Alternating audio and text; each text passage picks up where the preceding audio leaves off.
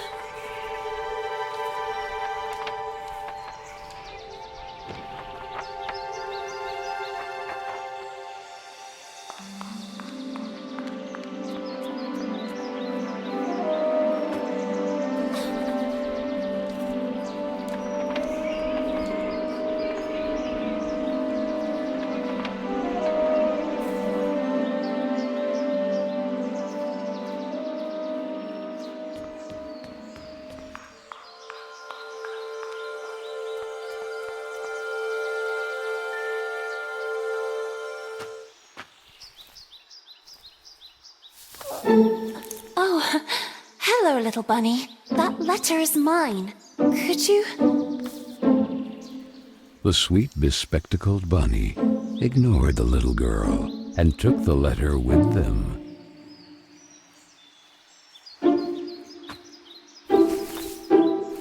I beg you, would you be so kind as to give it back to me?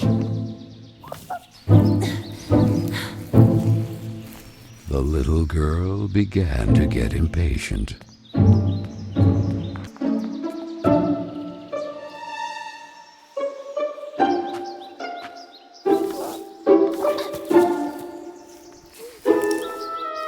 The little girl wouldn't let it win, so determined to recover Carol's letter, she followed the mischievous bunny.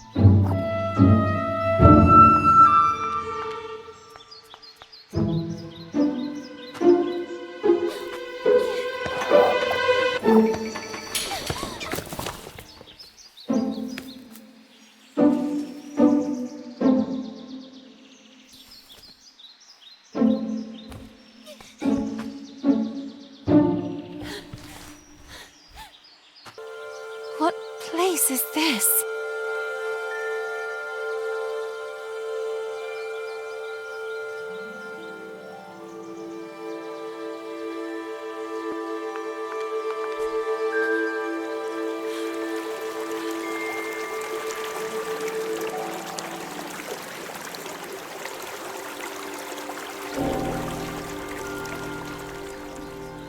That kite, it reminded the little girl so much of her friend Carol. So free and graceful, yet tormented, as if by adverse currents, by the other girls at Bunny Hall. Oh, and who would you be? Have you perhaps seen a bespectacled bunny? Even the owl ignored her question and just stood there, staring at her, with those eyes, red like blood. But the little girl had no time to waste. She had to track down the bunny, and so she began to follow in its tracks.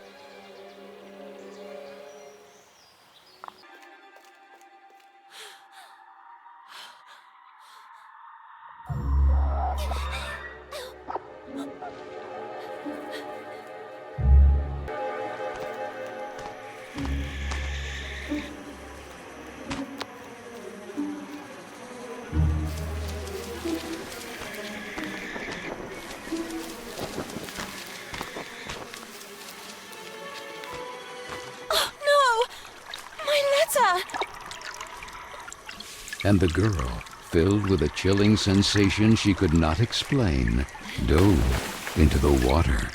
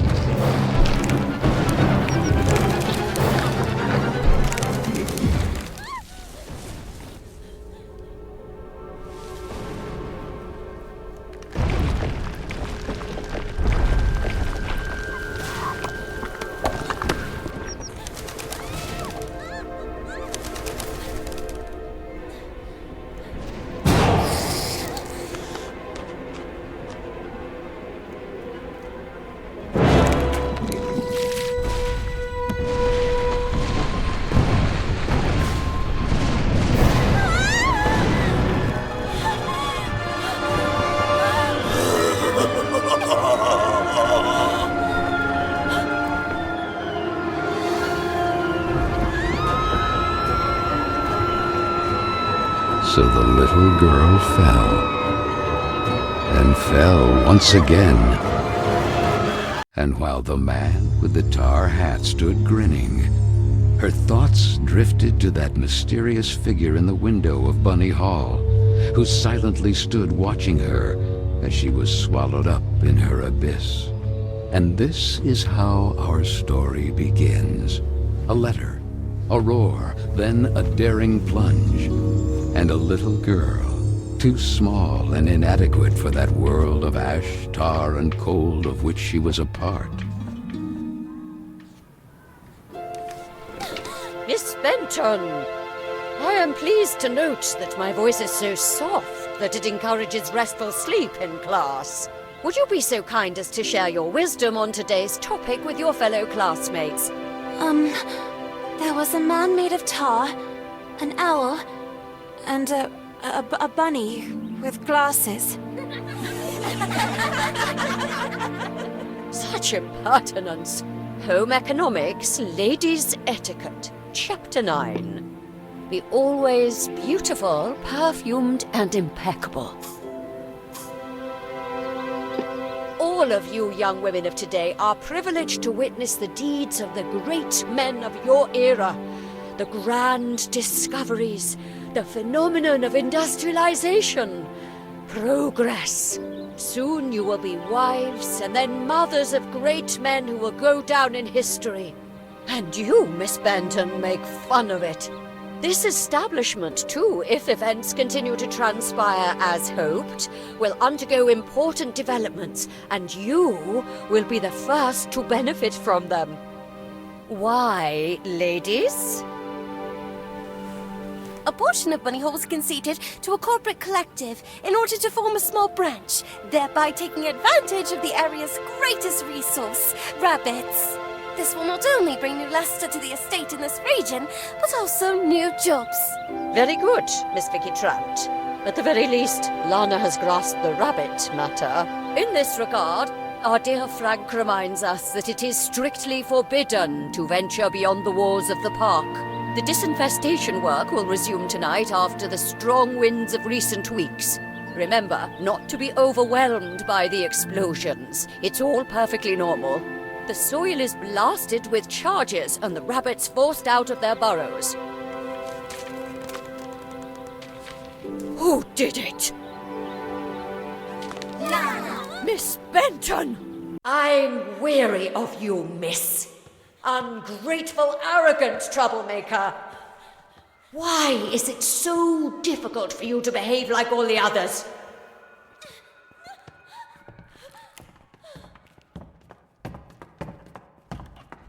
The clock is ticking furiously, and you are a woman now. Therefore, it is high time you learn to behave like one, or accept the consequences of your ridiculous transgressions.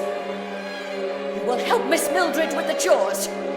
When you are done, ring the bell, and you will be allowed to return to your accommodation. But until then, don't even dream of leaving this place. This, for the little girl, was now the norm, targeted by Vicky and the other girls, or simply scolded by the matrons of Bunny Hall, like Miss Hinman and her nauseating perfume. She constantly repeated herself sadly, "No, I don't want to grow up. I don't want time to flow furiously anymore. It would have been so nice instead to be able to take it back to when Carol was still there."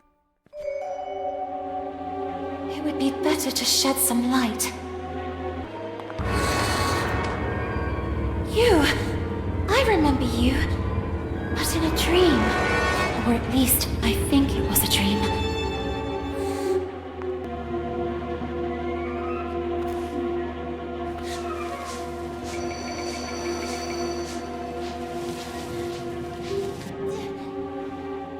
And this? Where did this come from?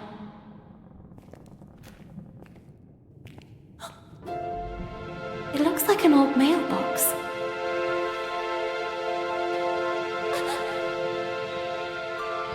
Oh, maybe I'm still dreaming. Who is there? am dreaming. What's this?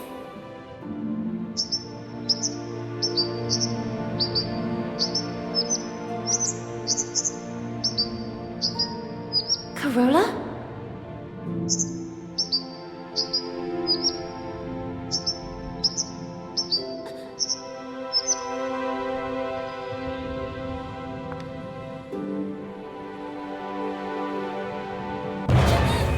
Who are you? Stop!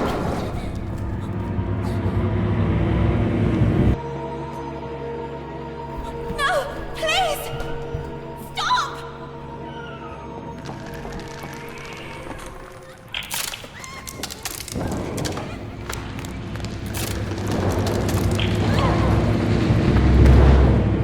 Strange things are happening down here. No!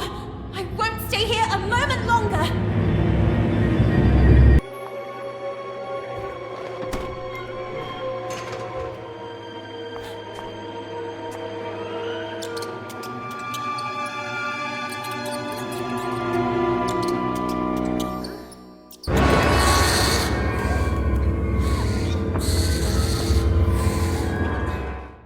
Go away, darned owl!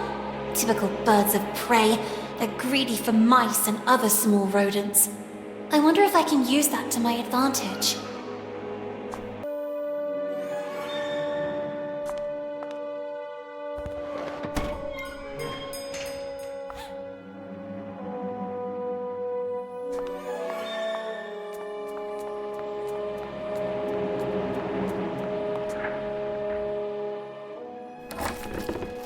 You call this cleaning? It's a pigsty. Miss Hinman was clear. You will spend the rest of the day here.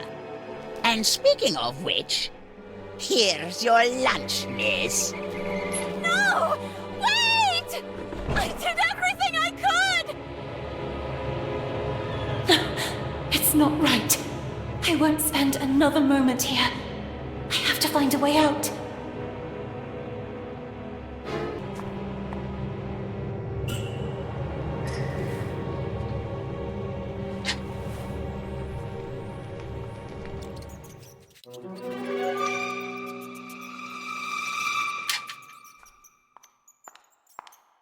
Oh, I'm so sorry, little one. I promise I will let you go. I wonder if I could use it to attract that darn owl.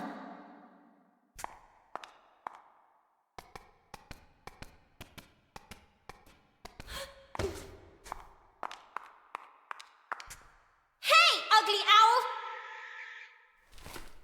That's what you want, isn't it? Mouse porridge! This way! Come on!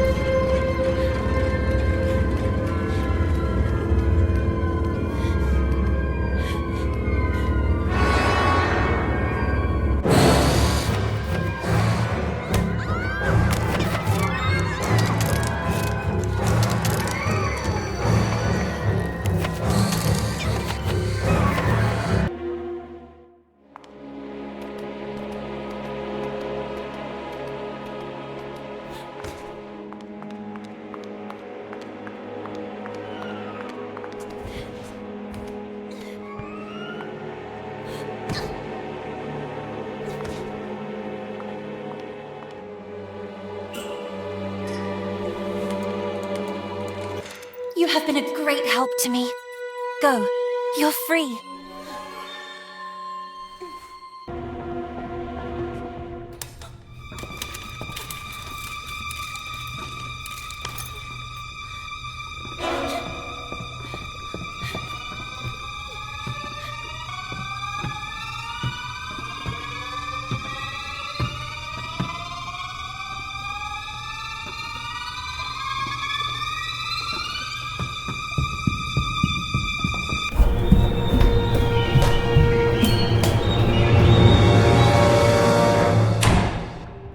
Who was that boy?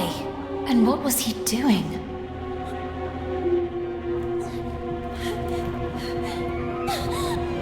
A letter!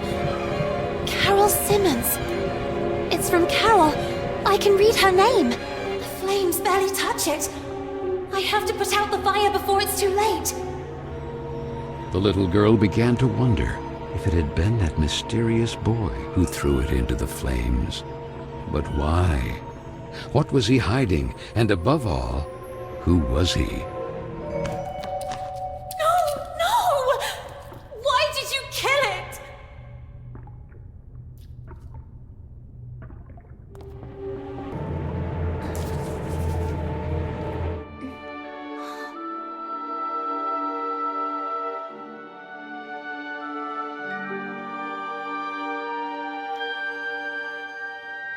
Doubts are as insidious as snakes, aren't they, little girl?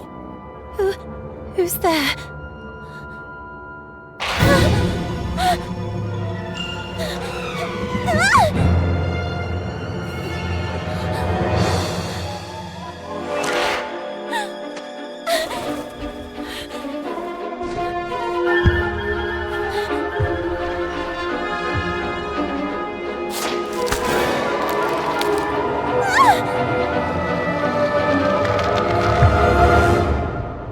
Princess of a rotten kingdom.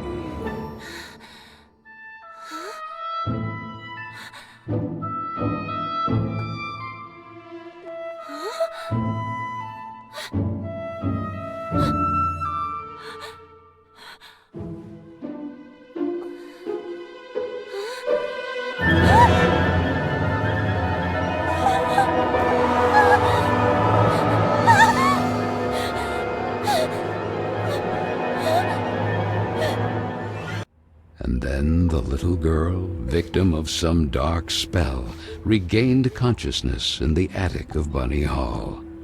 But this time it wasn't just a dream, and she was no longer human. Was it the work of that old man with the tar cylinder hat? Who was he? And why did he mean her such harm? Luckily, that nice gentleman in silver had rescued her. But what did all this have to do with her? And with Carole? Carole Simmons and that letter set on fire. Had she really run away? Then she looked around and remembered that place. The attic with the kitchen. All the girls were terrified of that place. But this time, Carole wouldn't be with her.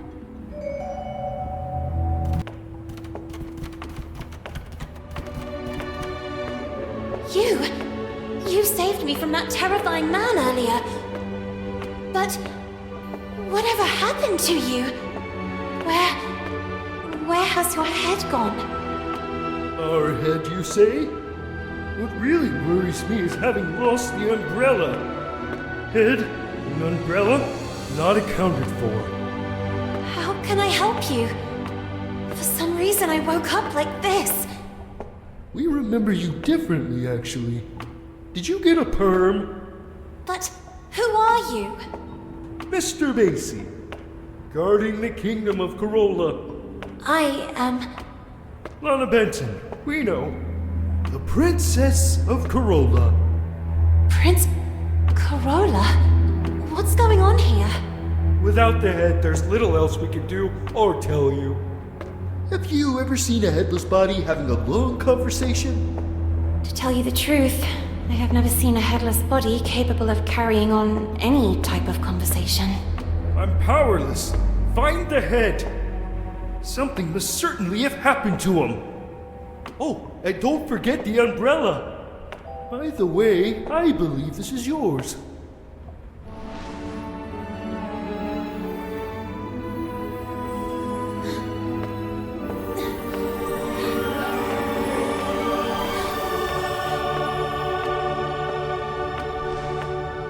My ribbon! Oh, thank you, thank you! Now go, and be careful. There is a risk that Mr. Kin's black tar has already begun to spread. Keen. So that is his name. Remember, the more power he gains, the weaker Carole becomes. And with it, all of us. So Lana, as frightened as she was confused, decided to accept the mission and find the head of the silver gentleman who had rescued her.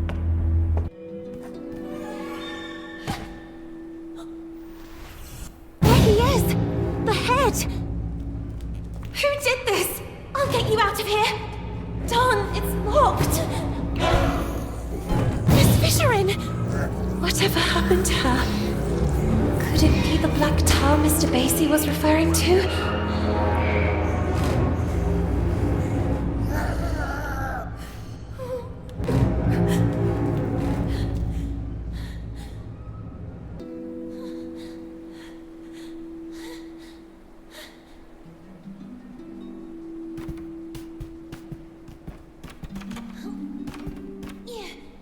All right, good. I'm here. No! Darn, I was almost there. Just when I finally have the key. Where could he have ended up? That place of dust and ash awakened sad memories in Lana. She and Carol grounded, old Mildred and her deafening, shrill voice. The silver gentleman's umbrella, the little girl proclaimed. A voice rang out. I didn't have time to finish it, but then, as if by magic, because time knows how to repair lost and unfinished things.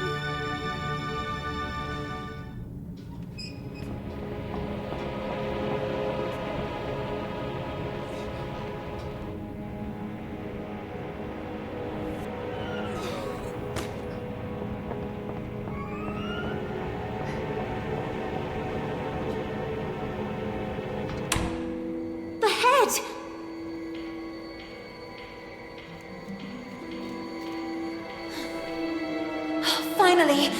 I'm sorry I took all this time. Oh, that horrible owl again! Oh, it has the letter! Quick, we have to do something!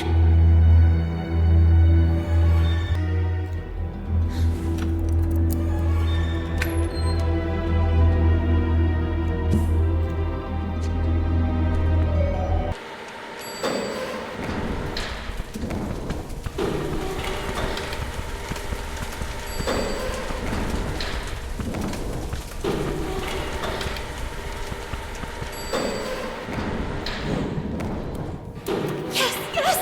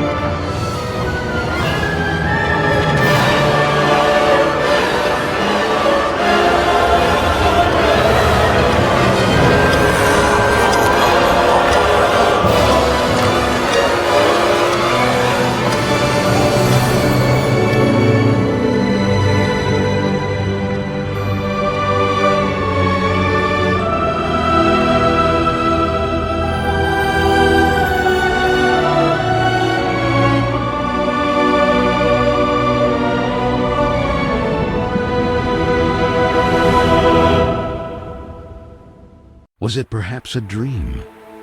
She and Carol together again until the little girl opened her eyes.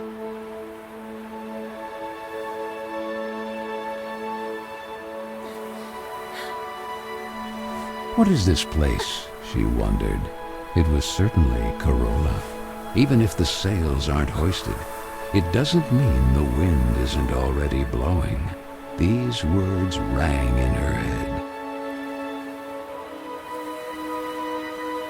Carol? It's you, isn't it? The sweet bunny did not breathe. She stood there at the bow, contemplating that spectacular view. What happened to you? I need to know. Why did you leave me?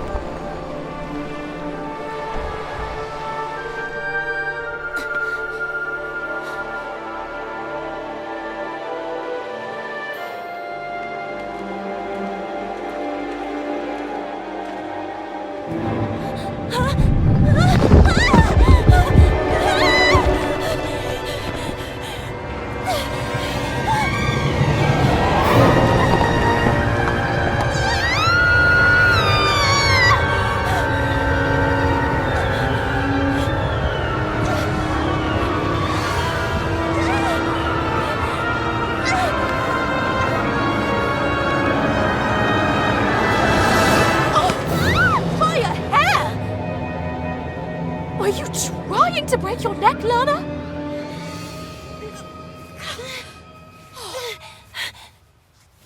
what if Miss Hinman saw you? Hopping on a roof. What's in your head, girl? Don't tell me you were hiding from Vicky and the other girls again. If I catch them this time... Gah! The loving Josephine, a real angel to the little girl. It can't go on like this, Lana. With you crossing the rooftops trying to escape them? And frankly...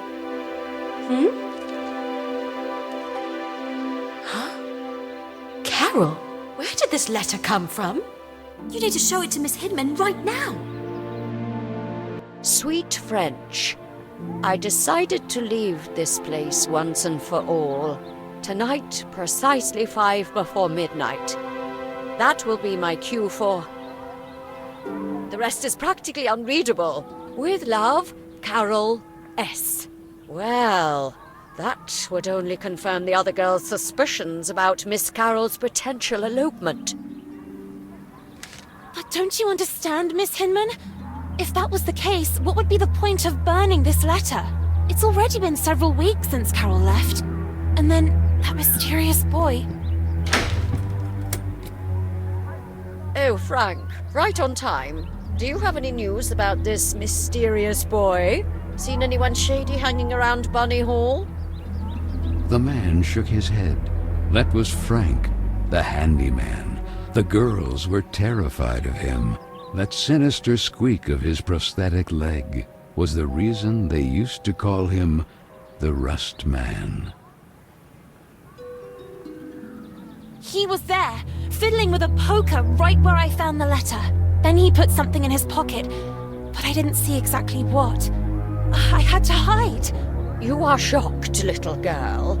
But I'm sure of what I saw. We'll look into it with a fresh perspective. Now, it will be better for you to go and get some rest. But Miss Hinman... Go, my dear. Listen to what she tells you. You will talk about it more later. A loud roar pierced the rainy night. The little girl, all alone, calmed down by repeating to herself, "It's Frank and his extermination work. I must not be intimidated by the explosions beyond the walls of the estate." That photo. Often the little girl feared she had forgotten her sweet mother's face. Or maybe it was just a part of her that wanted to forget, due to the pain of that sad void left behind, when suddenly, that boy again. Hey, you! Wait! And though curiously all alone, on a freezing rainy night like this, the little girl set off in pursuit of that mysterious boy.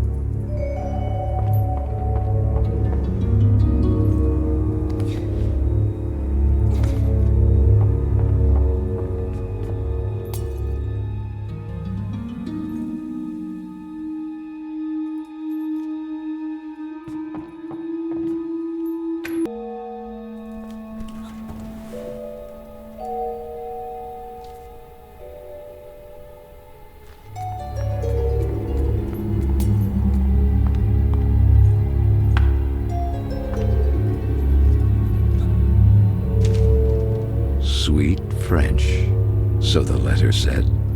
My time seems to be running out, like a sword hanging over my head.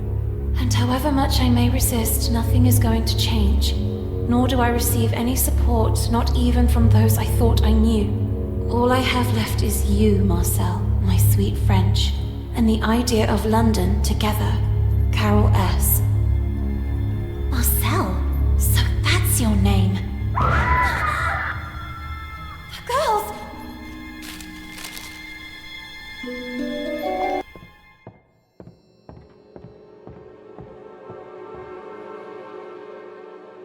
Vicky? Girls? Is anybody there?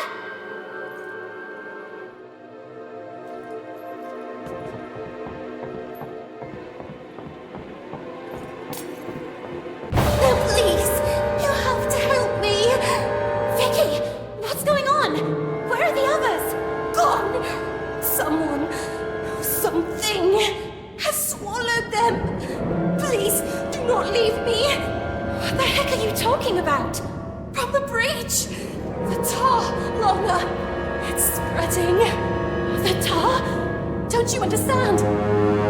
Even if time seems to have stopped, the clock keeps ticking furiously! Grant him, Carola. All of us will be doomed too! Vicky, what do you mean? Please do not leave me. Poor fool. Did you really think Vicky or the others would ever ask for your help?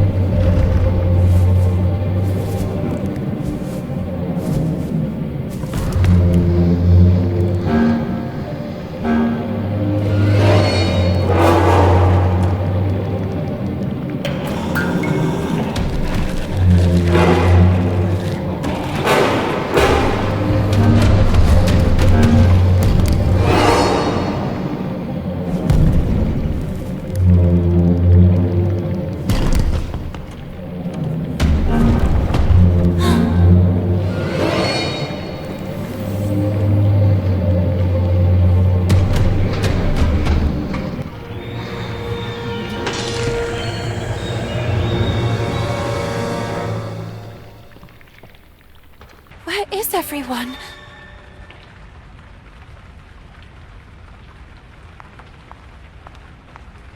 Please! Help me! Let me out! Carole? Oh, my friend. You don't run to hug your sweet Carole. Carole, but... What? Are you perhaps afraid of tripping and Getting killed? Poor little girl. The foolish princess of the forgotten kingdom of Carole. No one understands you. No one who really listens to you. Just there to point out that you are weird, wrong, different. And now that Carole is gone too. Oh, it breaks my heart. Who are you? Who am I? They call me many things. Mr. Keen, Altar Cylinder, Horrible Oblivion, and then my favorite, the Corrupter of Worlds. From the breach, the tar begins to spread. And sooner or later, Carole will be mine too. And what do I have to do with all this? It was you who evoked me. You make time stand still. Me? Perhaps in a vain attempt to bring things back as they were. Let time stop then. May it stop forever. No. It's not possible. Yes, princess. You fear that time passes. You're terrified of growing up. Nonetheless, what a disappointment. The clock continues to tick furiously. And only I can stop it forever. Or even bring it back. And what do you want in return?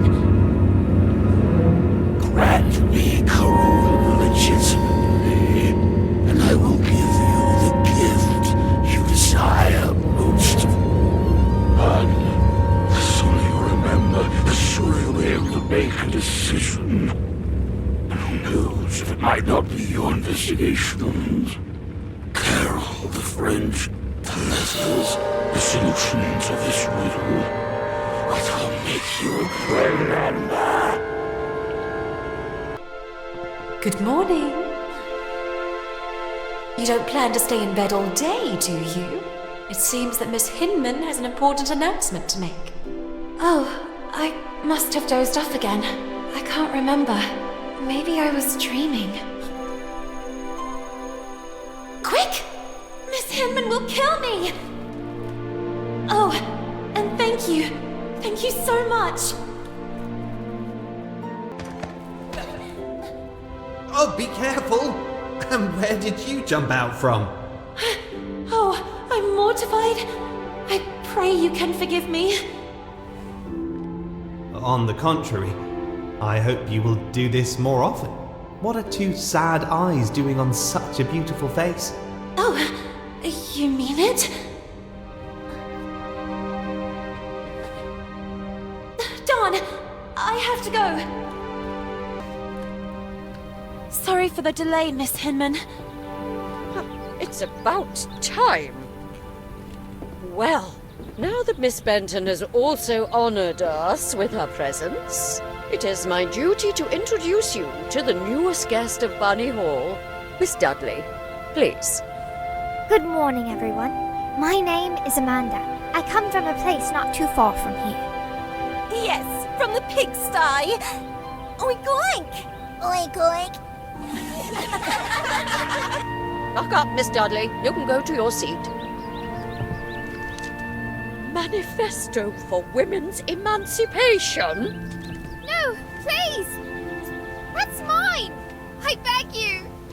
It's because of rubbish like this that the world is falling apart. Women playing at being men.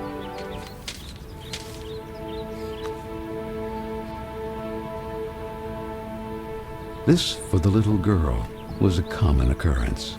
Then, recognizing her same sadness in the face of the new arrival, she had nothing left to do but huddle helplessly on the cold bench and let herself slip away from that gray world in which she was born.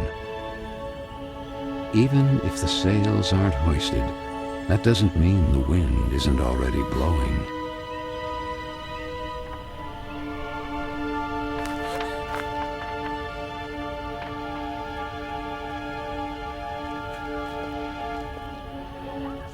What do you think happened to her? To whom? Stupid. To Carole. Oh well, she was a troublemaker. Right! My father always said not to trust her kind. But her disappearance doesn't worry you even a little. What if it happened to one of us? She could be frolicking who knows where. We all knew what her plans were. Well, maybe something happened to her then. Or maybe someone chopped her into tiny little pieces. Who knows? Maybe Frank? Oh God. The Rust Man. That guy creeps me out. Yeah, I think he killed her. I mean, have you seen how he stares at all of us? Without ever taking a breath. Oh, and that continuous heck, heck, heck. Do you think he's a bloodthirsty girl killer? You're scaring me. I am the spirit of Carole Simmons. Lana told Miss Hinman that a guy secretly snuck into Bunny Hall. Who? That handsome lord standing outside the classroom? Stupid. You're stupid. Not that. Oh, he is so cute! And look who's there. Hey, where are you going all alone? Where are you running off to? We just want to talk to you. The little girl could only wonder who Vicky and the others had set out in pursuit of. And that letter. All she had to do was gather her courage and overcome that wall that stood between the estate and that forbidden territory. The Bunny Hall Park. It had been so long since they were last allowed to cross those walls because of the restructuring for the collective and the disinfestation work. The little girl struggled to recognize it.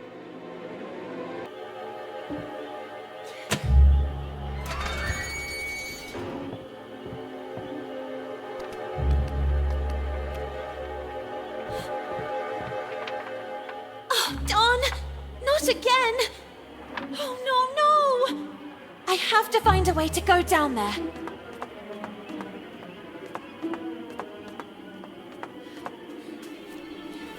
Easy, easy! Down, you lot! Easy, easy!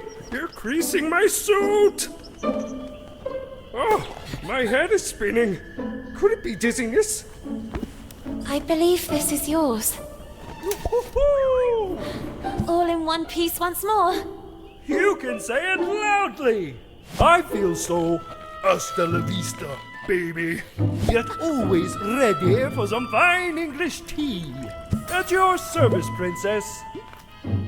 Please explain to me, what is going on here? I'm here to take you back to your kingdom, princess. But things have taken an unexpected turn. Mr. Kin, he learned of a breach. A passage from the mortal world to the kingdom of Carole. And that's where he wants to expand to, corrupting it. But what does all this have to do with me? Princess, you really don't remember? Since the two worlds are converging, you are the key. The only salvation for Carole, the pristine kingdom beyond the clouds. And I am your humble servant. But that's not possible. I'm just an ordinary girl. An ordinary one-of-a-kind girl. No, I'm just looking for a friend. Carole. I have to find her. I have the feeling that things didn't go the way everyone believes. The solution to the riddle. Keen mentioned some letters. I was just chasing one, but the wind. And it ended up down there. Then all this can only be connected to the breach. Oh, well, it seems we have a common goal. Recover the letters, close the breach, save Carola. And find Carole.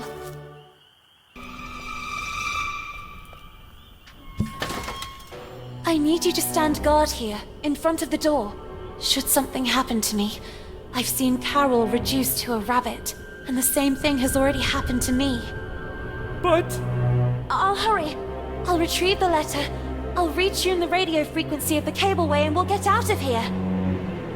Promise me. At your service.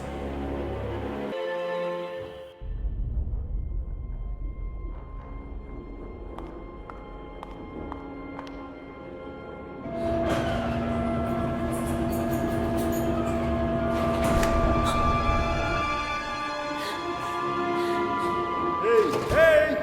Everything fine down there? Princess?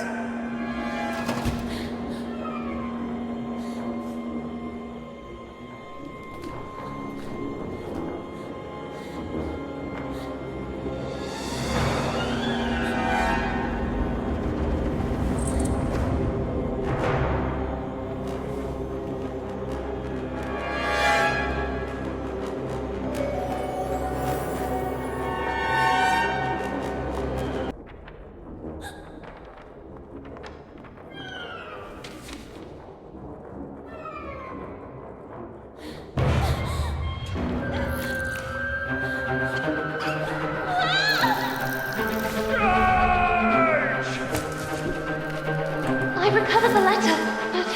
Don! What's happening to them? They are usually quite tame.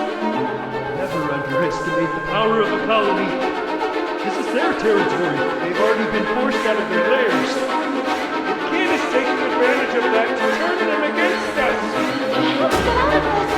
Do you know how to fly? More power kid games, the weaker I get. And you can level yourself with a rocket. Look! The crate goes there! Who knows? Maybe it will help open the safety lock.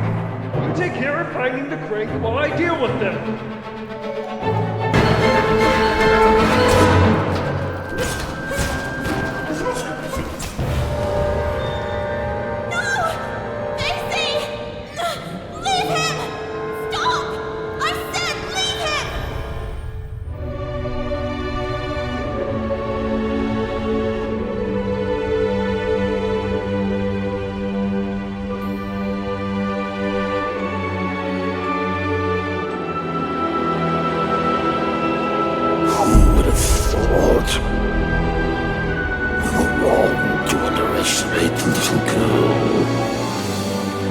My dear Valeria, you, my darling, we must act now. The princess may have been able to stop time, but you will certainly be able to give it a taste of her unpredictable mutability. Go. Carole is one step away from becoming ours.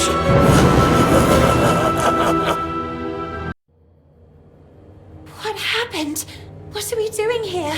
The little girl barely remembered what had happened, and the head couldn't give her an answer. There was no longer any trace of the rest of Bye. However, the little girl did not despair. She was confident that, as had already happened, the head would soon find its way back to rejoin the rest of the body. Why do I feel like I'm reliving a moment I've already experienced? Me and you, all this.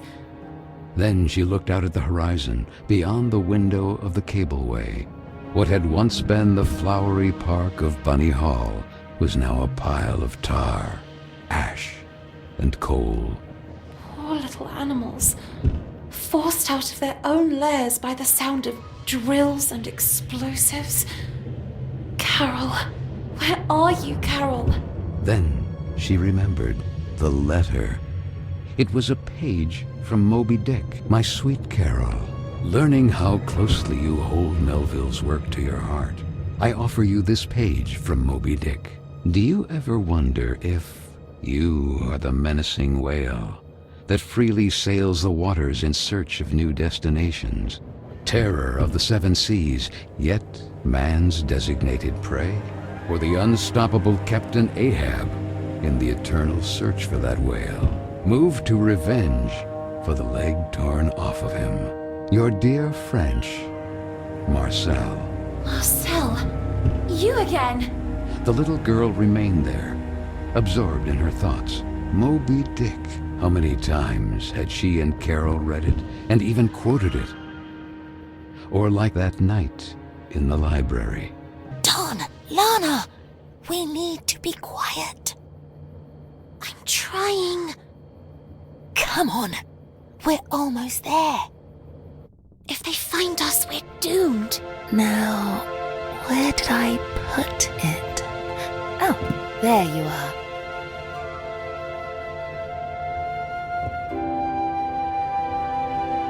Moby Dick?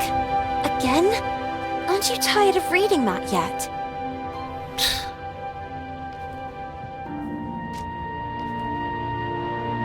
My God, Carol, if Miss Hinman catches us with this... Do you want to read it or not? Let us defend our ground, men. Is this how you control your women? Oh, wow. Should we celebrate? Why are you so impatient? Oh, do you really not see? See what? The umpteenth group of rowdy ladies in handcuffs, and the press inviting men to lock us in the house? When things don't go the way we want, try to see them from another perspective. Oh yeah, which one? Do you really think all pirates wore eye patches to cover what they didn't want to show? A bad eye, for example, or to better discern what they really wanted to see? Where did you hear that one? Okay, I made it up. But it doesn't make any difference anyway. Take Ahab, for example. But Ahab was missing a leg, not an eye, and he wasn't even a pirate. The point is... Ugh! Do what I'm doing. Put a hand on your face. Carol... Lana.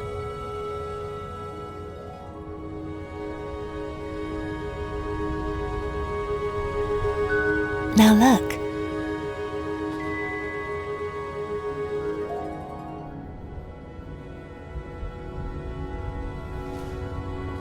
Let your voice be heard, girls! Things are going to change, Lana. Sooner or later, but they will change. What's the saying? Right. The winds of change are inevitable. Even if the sails aren't hoisted, that doesn't mean the wind isn't already blowing. What?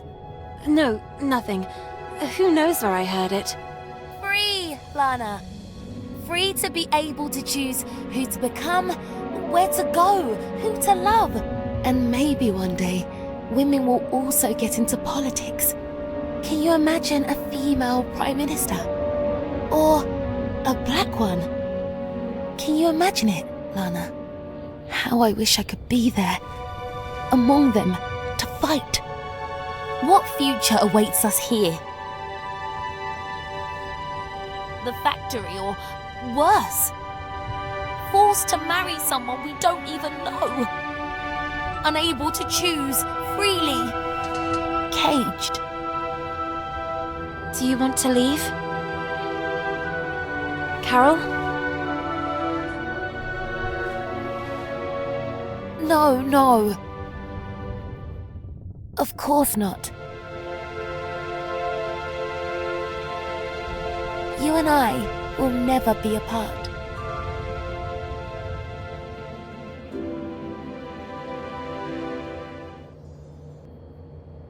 Basie? Head? Where did Vicky and the others go? I wonder who they were chasing.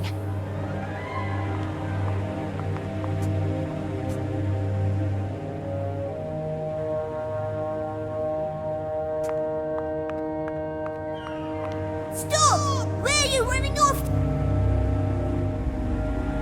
A new girl? Amanda?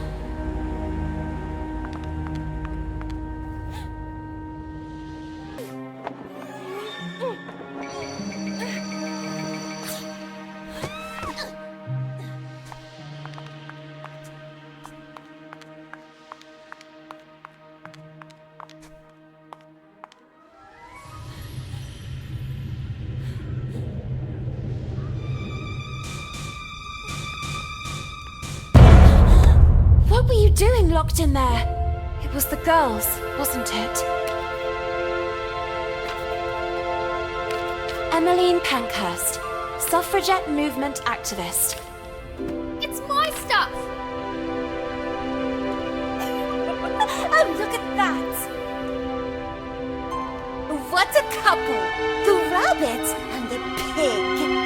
Oh, what's the matter, pig? You really didn't like your new house? Oh, was it too tight for you? Oh, you certainly know how to choose your own company. Oh, well, at least Carol had some guts. Speaking of which, Hinman is waiting for all of us in the big room, and you are already late. I already have enough problems of my own to take on yours too. It's better if you stay away from me. Thus, a new era is upon us, girls. Quick, Lana. Progress. And you, young women, are all privileged, bearing witness to the work of the great men of our times, like those at the head of this magnificent project. The concession of Bunny Hall to a corporate collective has begun to bear fruit. And as if that weren't enough, here is a gift from the same virtuous men who are part of it. Please, Frank.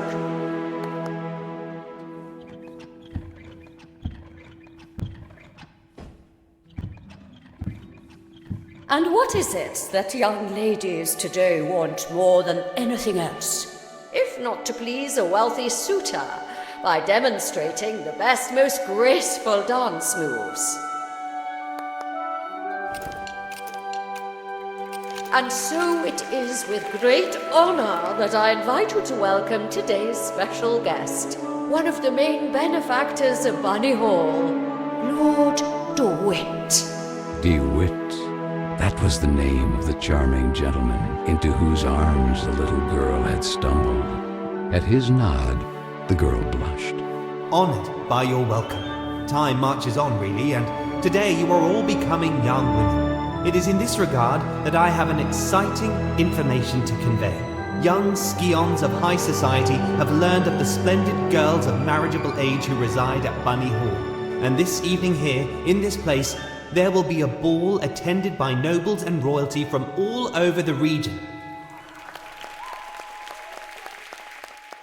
What a magnificent, magnificent opportunity! I think we need to get to work immediately. Let's see. Miss Benton, please get in position. Me? Don't make me lose my temper, young lady. You will be the first to practice with the ingenious gift given to us by Mr. DeWitt and the other gentlemen. I expect that by this evening you will have already become an expert dancer. Quick!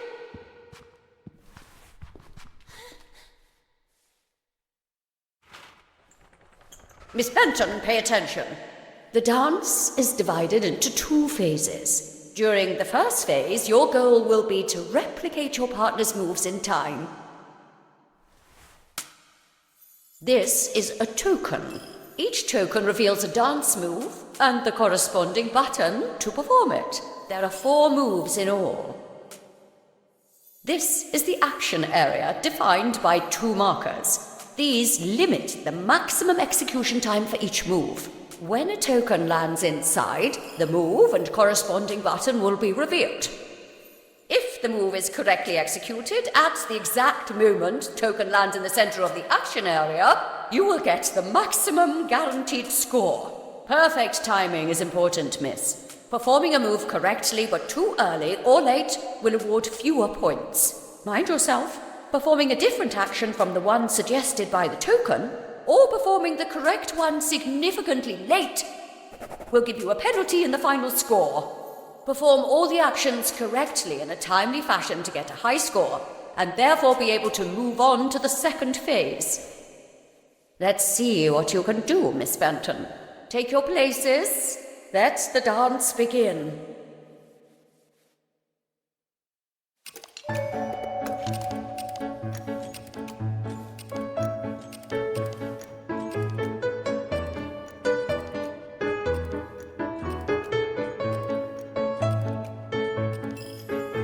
This one was easy. Not bad, miss. Really, not bad. Very good.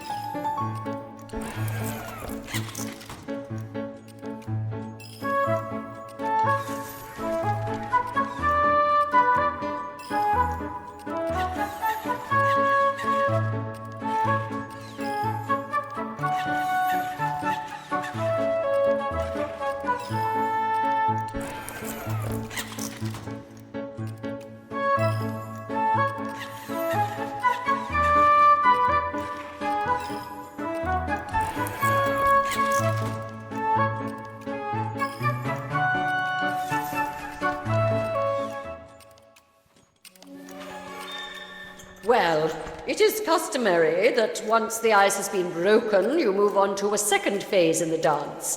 The man will perform a virile dance solo. Be sure to memorize the moves and replicate them with grace. 2 new actions are added to the step: the saute, the pirouette to the left and to the right.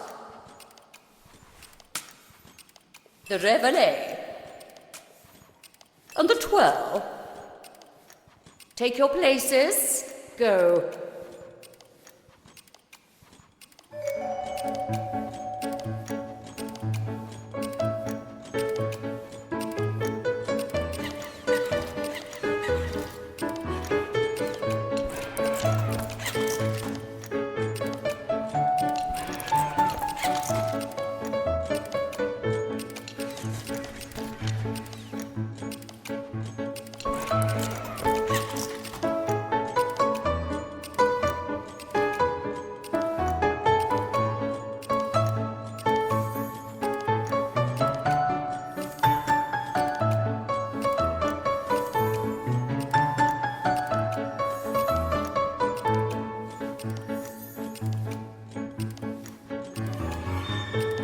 I'm proud of you. Impeccable execution.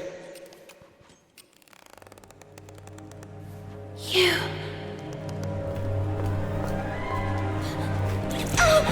I'm sorry, I'm really sorry. Miss Benton! Come back immediately! Miss Hinman. Miss? I beg you, aren't you being a little too harsh on her? It's clear she doesn't exactly correspond to your ideal of a young woman. However, there is potential in that girl, and it's up to you as her tutor to know how to guide her. Where did she go? The tender child asked herself. So, armed with courage, she ran towards that curious girl. Don, where did he go? Basie! That boy, Marcel, the French. He's the one I saw fiddling with Carol's letter in the basement. He might have something to do with all this. He seems to be racing to get to the letters before us to destroy them. Perhaps to cover up the evidence of his correspondence with Carol. We can't let him escape. But how do you manage without... It would take a miracle. And indeed, the one who came to the aid of the little girl and the nice silver gentleman was truly a miracle. Was it the work of a guardian angel, or of some magical deity who assisted them from the kingdom of Carola? She couldn't answer her own question, yet the little girl was so grateful to them. Quick, let's get to work.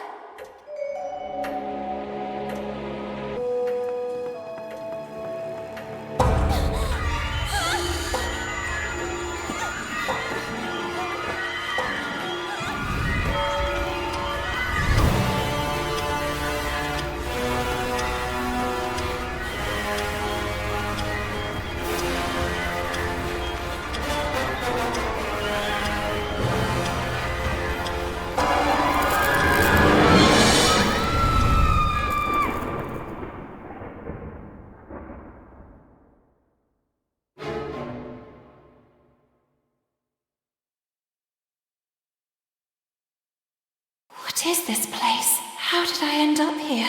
To the little girl, it seemed like a distant era, not yet lived, a strange quirk of time, a time with the stench of black tar and the smoking color of ash.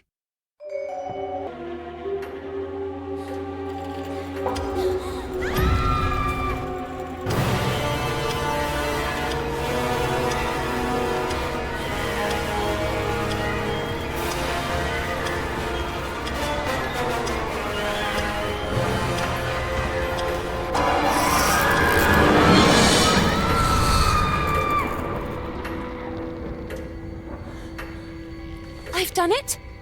Yes, I did it! But wait a minute. The little girl didn't know how to explain it, but she immediately realized that this couldn't be her time, but a distant era already lived, a strange quirk of time.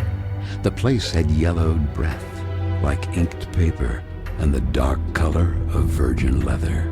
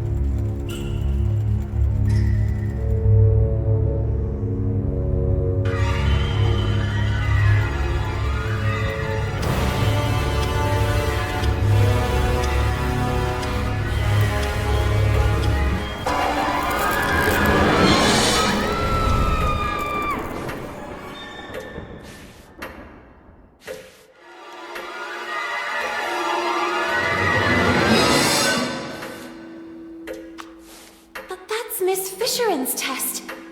She wasn't lying. It really had been hidden from her. And so the little girl learned that, like her, Miss Fisherin had once been young too, and who, just like her, had suffered the abuse of mocking peers. Quick, the ladder!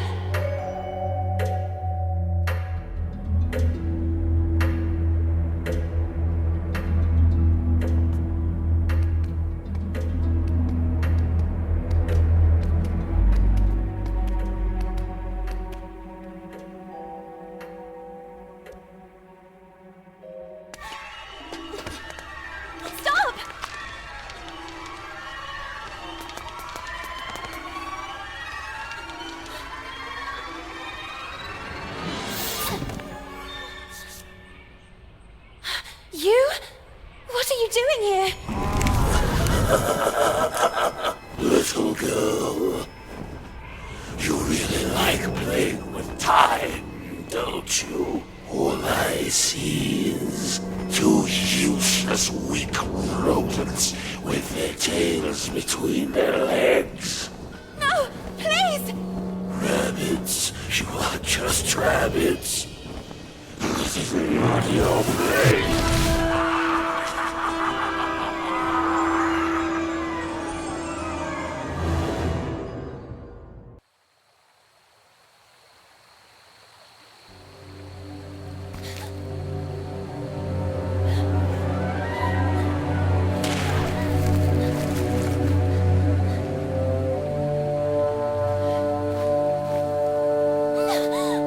Back off! Stay away from me! Don't come any closer! Amanda? Is that you? And who the heck are you? Lana? What happened to you? Why are you... why do you have... Where's your... We are small and covered in soft fur. What is this witchcraft? And where's my book? Don, my book! I had it with me. What have you done to me? Hey, it's not my fault. That old man was after you. I was there just by chance. I told you to stay away from me. And what do I do now? I want to be myself again. Darn, Amanda. Don't you have a ribbon with you or something like that? Does this seem like the right time to discuss hairstyles? Will you shut up and listen to me for a second? No, and no! I won't let you silence me too. You dragged me into all this, and now you're going to get me out of it. It's happened to me before. Actually, it's happening to the others too. I think you need... I don't know what to call it. A pin, a kick. Something to remind you of who you were. That allows you to become human again. In my case, it's a ribbon. What the heck are you talking about? Okay, well, give me a demonstration. Who knows?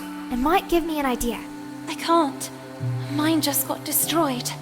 Of course it did. It's obvious. I had no doubt. Look, I'm going back to Bunny Hole.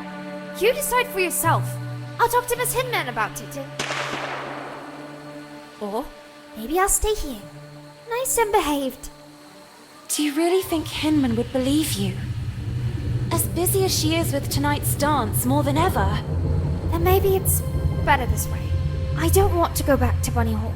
I don't want to go anywhere. I'm tired of Vicky and the others. But the world is full of Vickies. Maybe this is my place. Maybe it has always been.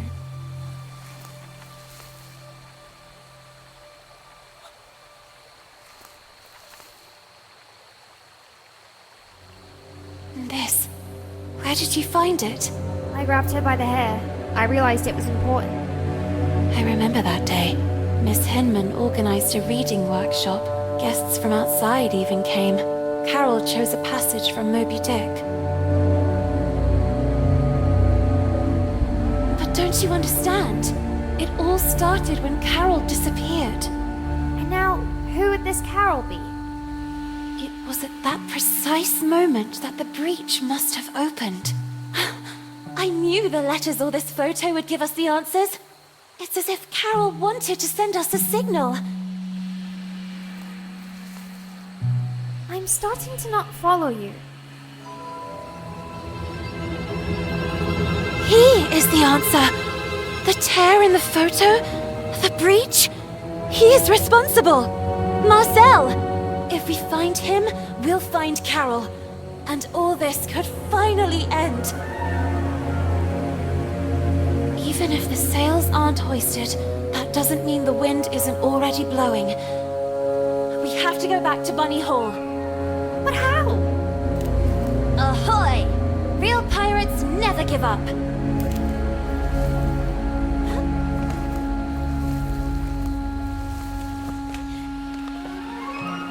The felled tree, the signs of exploded mines. If my calculations are correct, we are in the park, just a few meters from Bunny Hall. Shh. Did you hear? Listen.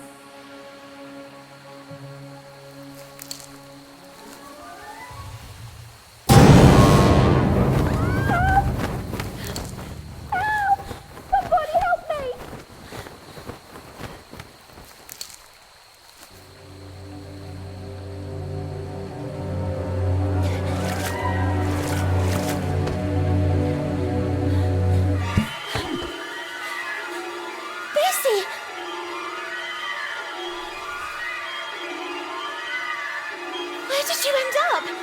Do something! Please help her! We have to follow Frank! Well, let's keep our distance.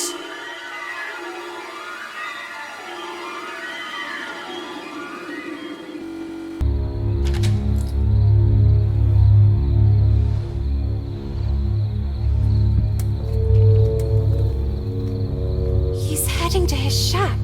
What are his intentions?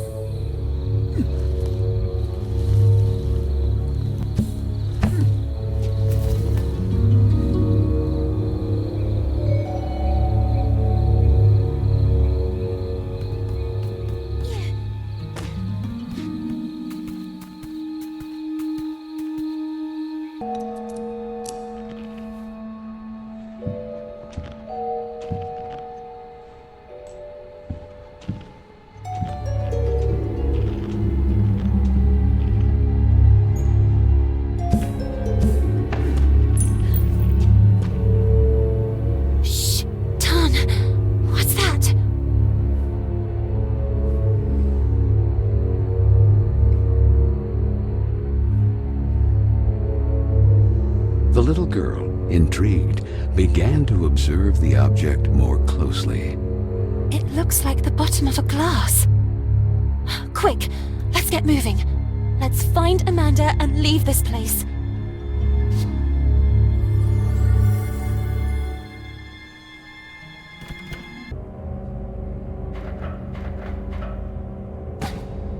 The little girl was shaken by uncontrollable shivers. What was that place?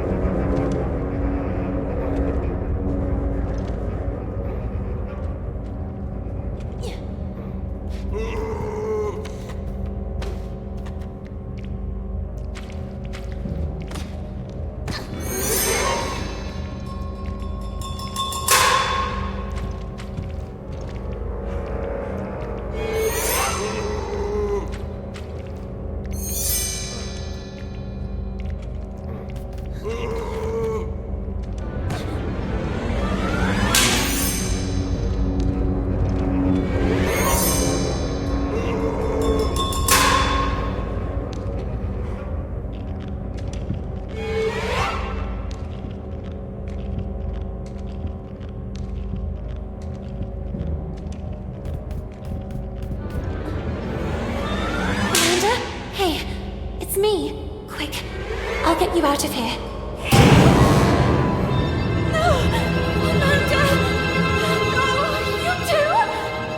The little girl collapsed at the sight of her sweet friend, now corrupted mortal. Kin was gaining great power, relentlessly widening the breach to Carola.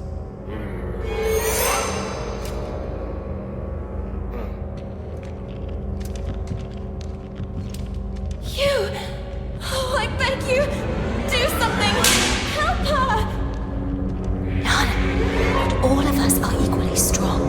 I don't understand. A moment ago, she was... Come on. I'll take you back to the dormitory. But... And Amanda? It's not too late, right? And me? My ribbon got destroyed. Will I also transform like her? I'll see what I can do. Come on now. We better go.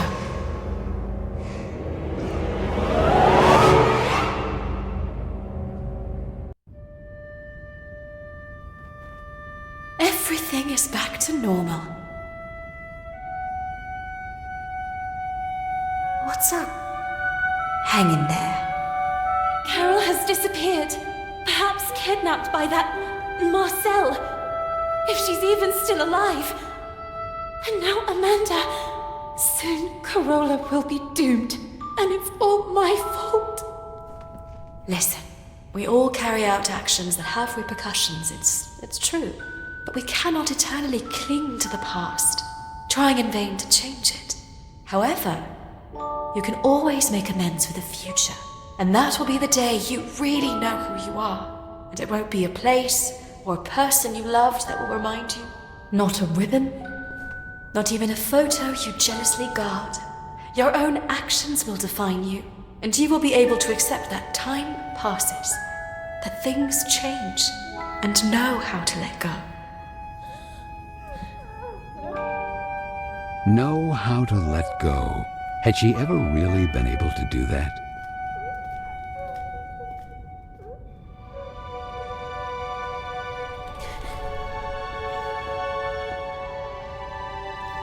What's this? Who is he? It was there, on your desk. You lied to me. You and I will never leave each other. Listen, No! Would you really have left me here and run away with some random pen pal? I was thinking about when would be the most appropriate time to talk to you about it. Oh, yes? And when were you planning to do it? Let me finish. They have already arranged my transfer. They will send me to some house, who knows where, as a lady in waiting. So I said to myself, before it's too late, take your things and run. Leaving everything behind? I had no alternative. Not today, not yet, not in this time. To them, we are just things. And I should just let you go. Even if I stayed, I would still be taken away. Did you really think we would stay here forever, spending afternoons in the park, or what's left of it? Flying a kite, or reading Moby Dick again? We are not kids anymore, Lana. Time flows. Come with me. Let's go together. When things don't go the way we want, try to see them from another perspective. No, not this time. There is no perspective that can change what I see.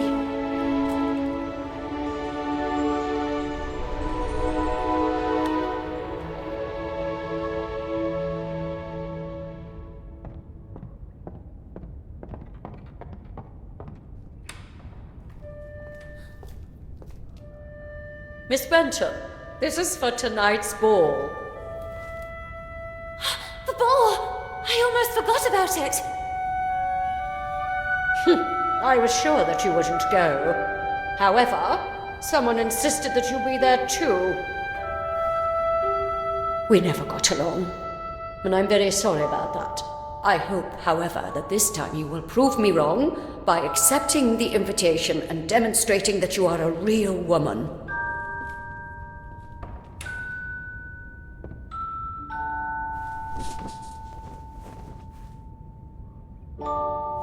Lord DeWitt.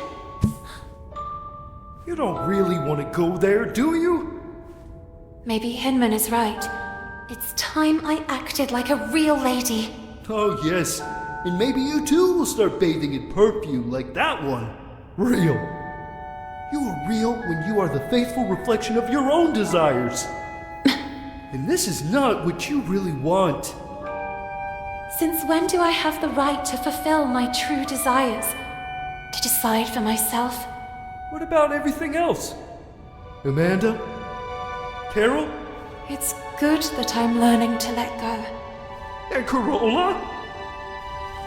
Look at me! What can a little girl do all alone? I have to let time take its course again. I am not the person you will need. I am not a princess of any kingdom. Carola is not my home. This is my place, and Keen has already won. So, you have decided not to return? I thought you were unique. Instead, you're exactly like the others. The big event. Noblemen and scions of the local aristocracy had flocked to Bunny Hall in great celebration, eager to meet the young women who lived there. The little girl, not so little anymore after all, couldn't distinguish them. In her eyes, they were merely clones of each other.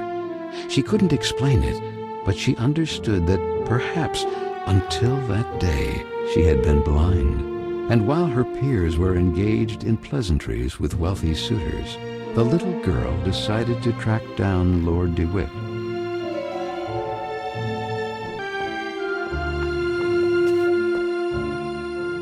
Go away! Marianne, is that you? I already told you to leave. What are you doing locked in there? What happened? Lola, just leave me alone. It's none of your business. but you're crying. I know you girls never liked me, but in times like this, we should support each other. Even after everything we've done to you? We don't have to be friends. For now, you can just let off steam. Then you can start calling me a rabbit or a weirdo again. Actually, it's not true that I never liked you. It's just that the others don't like you. And when you're part of a group, the others expect you to act in unison. But I don't know if I'm like that. If I feel like them. I would like to make a difference.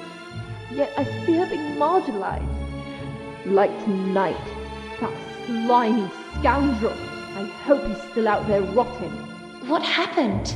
From a ridiculous briefcase, he took out a toy mouse. I think he wanted to take advantage of the opportunity to look under my skirt. I kicked that mouse so hard it must have gone down the drain. And then, to get him away from me, I gave him Hinman's tranquilizers. I know that not all men are the same. There are some good ones too, but then why do they expect all of us to be the same? In any case, here, in case they ever come in handy, I'll stay here a little longer. Thank you. Oh, and Lana? Yes? You're not weird at all.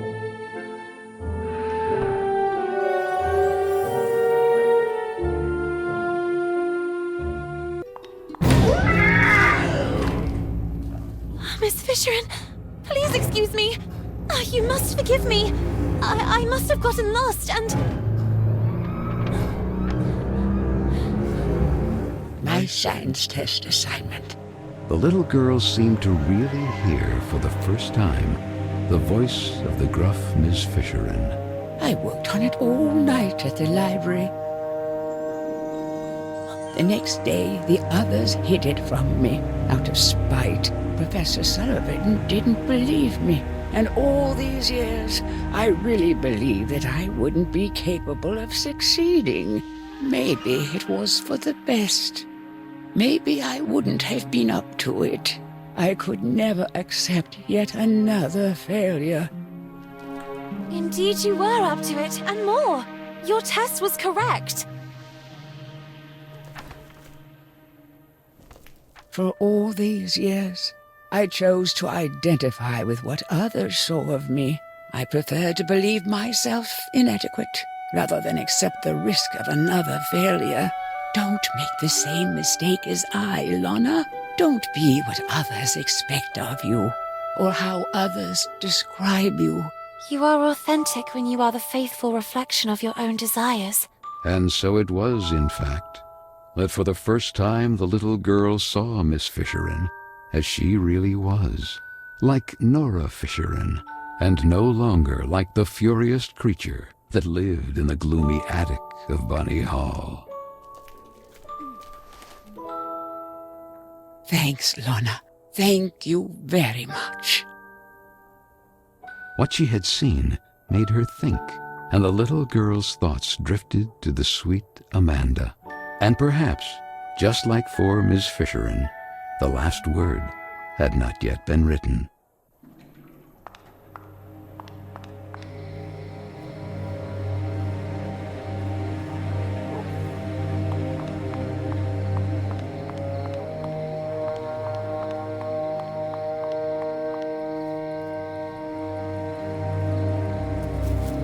Miss, where do you think you're going? Well, I was looking for my knight of this evening, Lord DeWitt. That scoundrel DeWitt. He will certainly be in the VIP lounge. But, well, do you see this? Access is only permitted to holders of this pass, and I happen to be one of the few to have it. Do you want to know why, miss?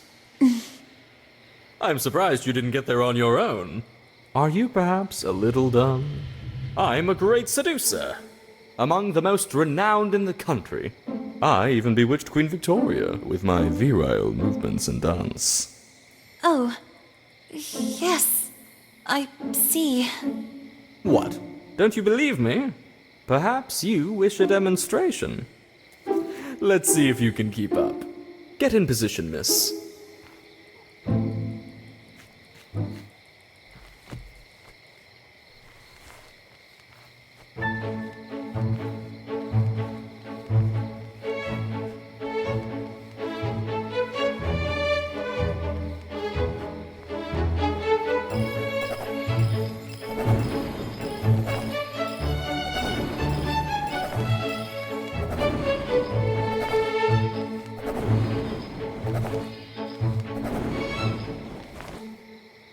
Miss, the trick is to stay fit.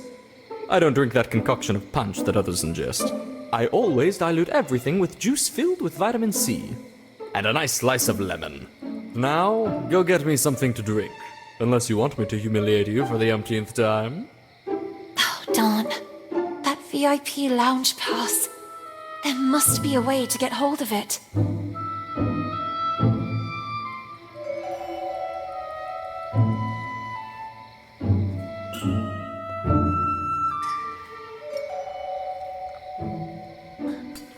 Well done, miss. I really needed that. I have never felt so strong. I'm charged like a lion. I think it's time for a dance. And this time, I won't be very forgiving.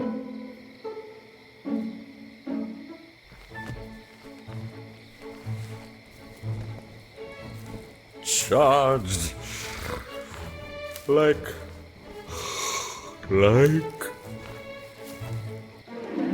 A lion, you said?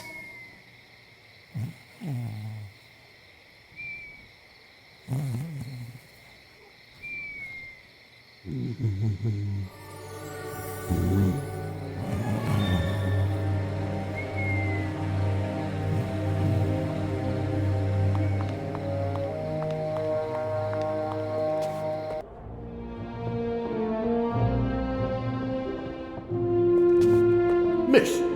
Yes, talking to you I am. Where to go, you believe? Here, take it. I have a pass for the VIP lounge.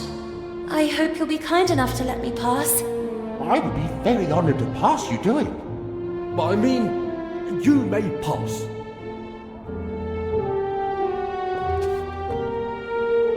Lana?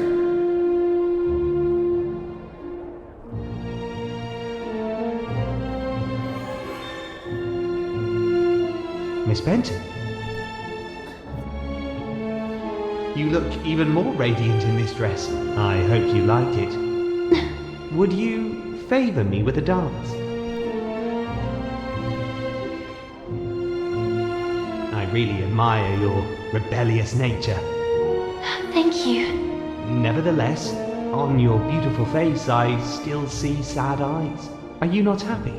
Oh, well, yes. I think so. Such enthusiasm.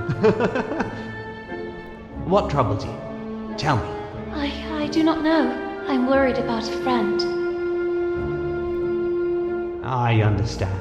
I should have the strength and courage to let go, but I can't.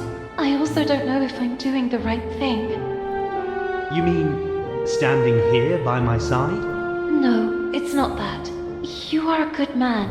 I just don't know if I'm ready for this, or if it's really what I want. Maybe it's just the fear of growing up. Well, that is natural. Now let me ask you a question, so that you can really discern if this is what you want. And that is? Miss Benton, could you imagine yourself next to me? I have never thought about my future that way. Not yet, at least. And I just can't think about the future when the present still has so many unknowns. Honestly, that is not the reaction I expected. And what did you expect? I don't know. I can't say that I was expecting enthusiasm exactly, but at least a little gratitude. Gratitude? Well, you see, I chose you above all. Oh. So just because you're a good match and out of many you chose me, I should owe you gratitude? And why me and not the others? What will happen to those who don't find a husband tonight? Or those who simply don't want a husband? And what will happen to all the others that don't fit your standards? Miss, I beg you. What will happen to those who simply want to decide for themselves? There are rules. Rules dictated by whom? Who decides who we should love, how to dress, how to behave? Why can't our distinguishing qualities define us? Miss Benton, this is how the world works. This is how it is decided. What is the point of having dreams and aspirations, aiming for a better future, if everything is already decided? What is the point of having a voice if no one knows how to listen to it? Let your voice be heard! Let your voice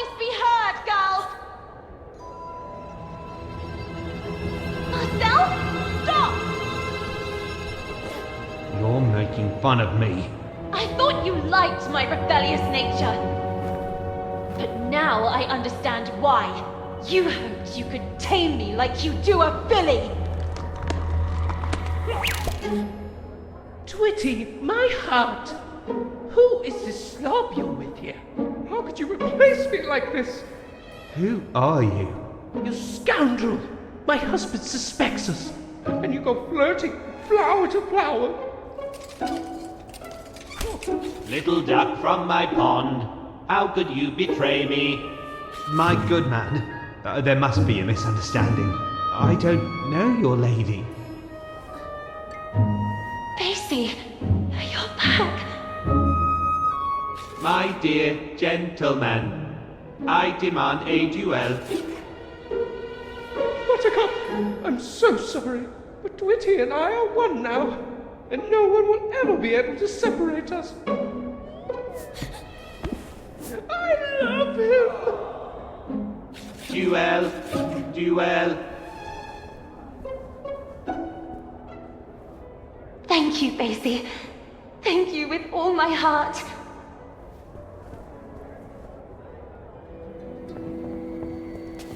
Stop, Marcel! Enough with the running away! I know everything now. Where's Carole? What did you do to her? The little girl couldn't believe her eyes. You're a girl. I'm just Marcel. What happened to Carole? That's what I'm trying to understand too.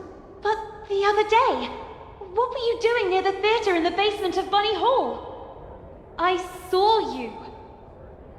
I was stalking a shady figure. There was a nauseating stench down there. They were throwing things into the fire.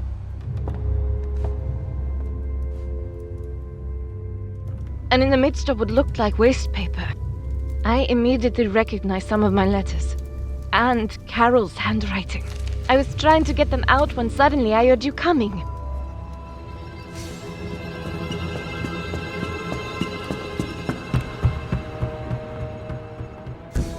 But then you two... How? My parents sent me here from France, to my uncle's house. It's just across the river, overlooking the Bunny Hall clock tower. To fall in line, they said. The rigor of English ladies would make me a real woman. When one day, at the window, I noticed something at the edge of the river.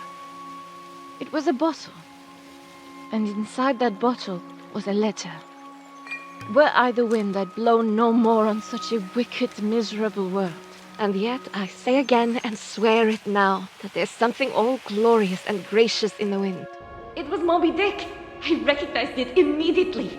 I had read it so many times.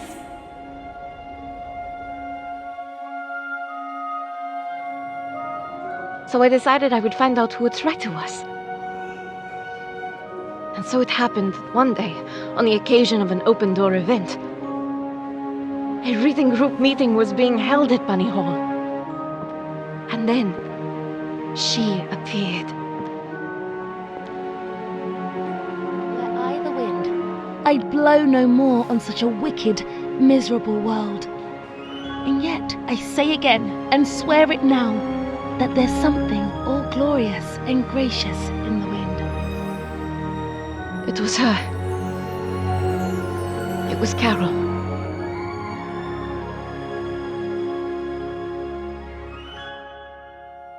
It all started like this. I left a letter for her, and we started writing to each other. My aunt and uncle soon discovered our correspondence and threw a wrench in the works. So Carole put her messages in bottles left to flow along the riverbank.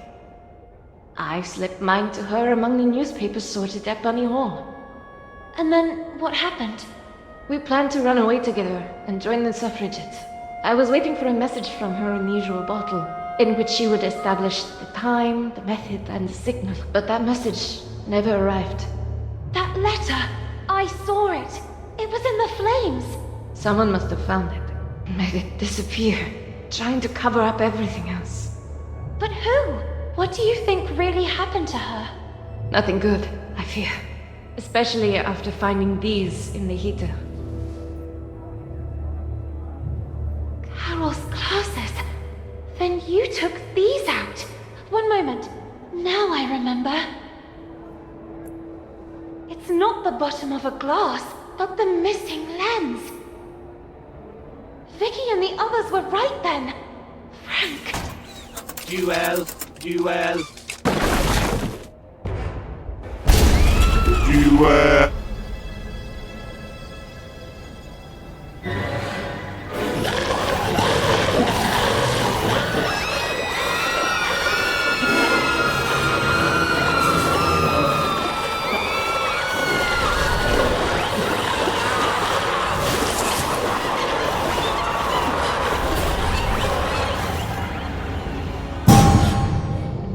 To the tower! The clock tower! We'll catch up there! Go!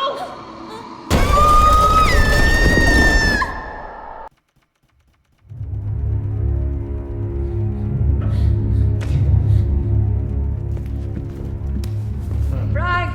Damn it! What did you do? Stop! You wouldn't dare!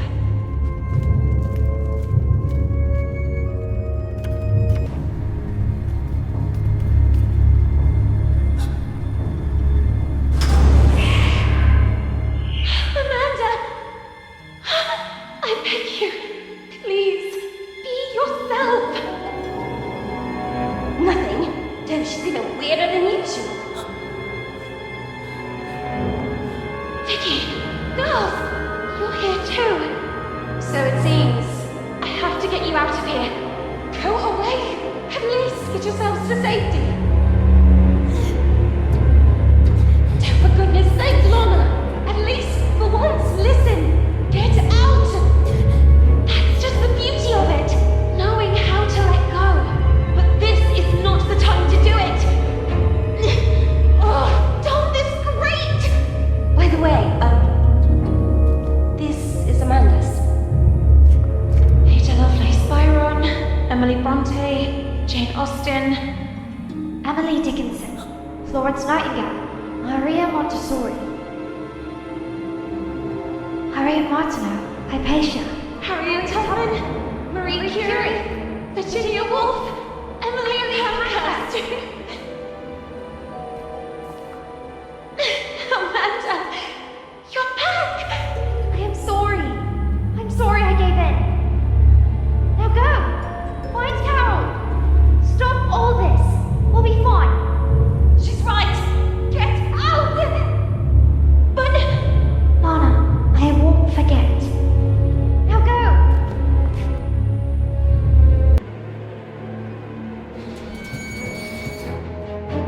Quick! Quickly!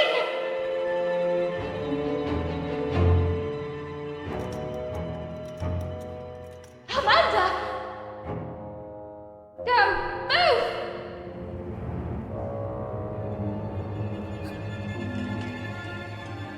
All together, girls! Heave! Come on, girls! All together! Heave! Heave! Come on!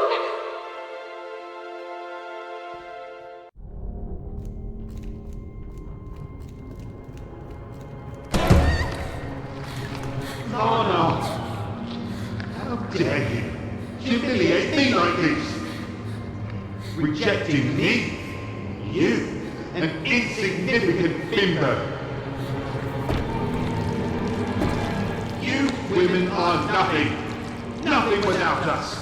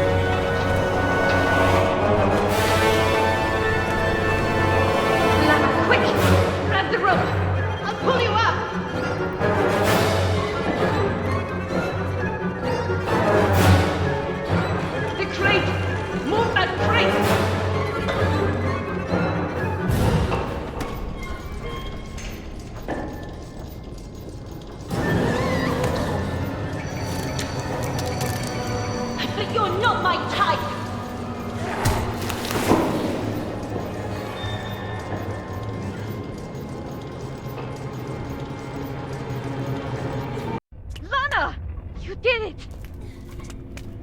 Miss Benton, are you okay? I never should have pushed you into the arms of that creep DeWitt. In that moment, Frank, the Rust Man, suddenly appeared from the shadows. Frank! What happened to Carole? What did you do to her? Frank? Are you the one responsible for all this? We even have proof. Carole's glasses. Her letters! Wasn't everything destroyed? It's over. It's time to take off the mask. That night, it was you that pushed her. Who are you talking about? Now I remember. I was stalking a suspicious figure. I saw them throw things into the stove. That nauseating stench. Young older. You! It was you! What? That vague and disinterested attitude of yours. I've been keeping an eye on you, you know. Why did you venture into the park late at night? Having wanted to suspend the work all this time. Since that very night. What were you hoping to find? Stop, now! The things didn't go well for you. And it was me who recovered the lens from Miss Carroll's glasses.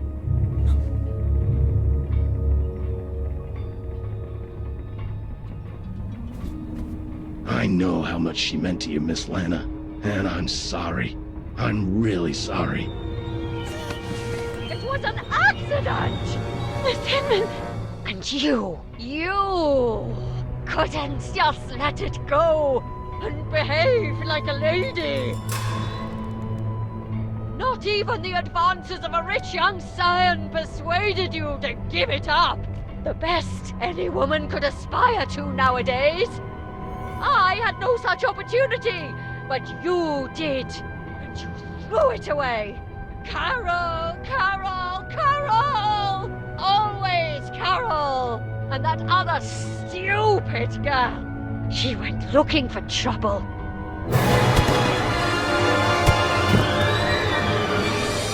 Amanda! How? It was me. I freed them. I could no longer be your accomplice. Oh! No, no, no! You don't understand. She was running away. She fell. The breach. It all happened by chance. This is why you tried to dispose of the evidence? The wind. If it hadn't been for that damn storm, I would have already recovered everything, and in time. Swept away. And who knows where all that other waste paper ended up? It's really true. There's something all glorious and gracious in the wind. You have to understand me. If the matter had come to light, goodbye to the corporate collective. Goodbye to all this. All this? Do you really believe that all this is what we really want? Reduced to slaughter animals? Locked in cages?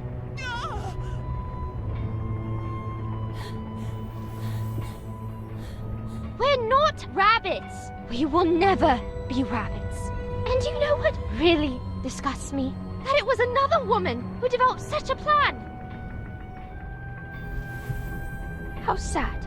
You will remain a tiny and insignificant stain of ink used to write about great women who actually changed history. You, on the other hand, history will forget about you.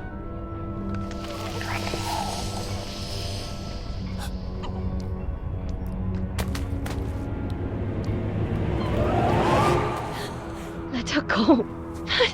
And Carole? It's over, Lana. No! How could it be over? Carole! Lana, Carole is no longer here. No! No! No! There's nothing we can do, Lana. Be strong. You have to let her go. No! No! Oh, girl. So inadequate that you can't even accept it. When will you learn that every action has a weight and a consequence? You really have no intention of growing up. You don't accept that time passes inexorably, and you continue clinging to the past like a parasite. So if that's what you want, backward! Sweet French, I am writing this letter in the hope that you will receive it. I have decided to leave this place, once and for all. Here at Bunny Hall, I won't be able to have the future I want. My fate is already sealed. Tonight, precisely 5 minutes from midnight, I will fly a kite in the sky. Look at the clock tower, and you'll see it soaring there. This will be my signal to you that I'm ready to leave this place behind, forever. I've studied Frank's movements. The disinfestation work starts 5 minutes before midnight. 5. Frank detonates a first explosion north of the park, just beyond the gate.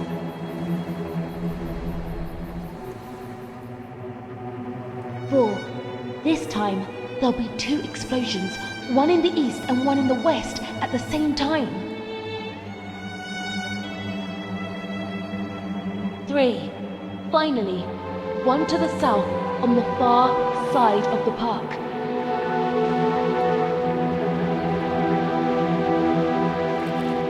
2. The charges will cease for just 2 minutes. Meanwhile, as Frank makes his way towards the gate that from the park leads back to Bunny Hall, it will remain open.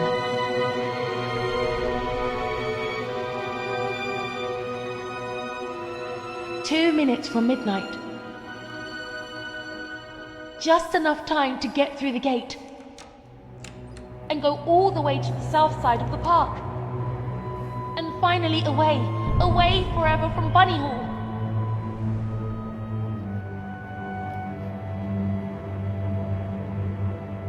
One, Frank will close the gate behind him. That will be the point of no return. Carole! What do you think you're doing, miss? No! Please! What is all this nonsense, sweet French? That letter! How? You couldn't really be planning to run away like that. I've already arranged your transfer. I gave my word. I beg you! You are grounded, young lady. And thank the heavens that I figured all this out just in time. Enough now. Come back immediately. I won't say it twice. I beg you. Let me go.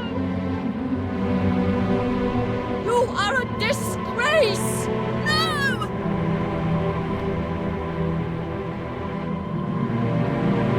Carole! It was too late. Frank had already begun to lock the gate leading to the park. Carole! Stop immediately! Leave me alone! Damn you, Carole! That's dangerous! Come back immediately!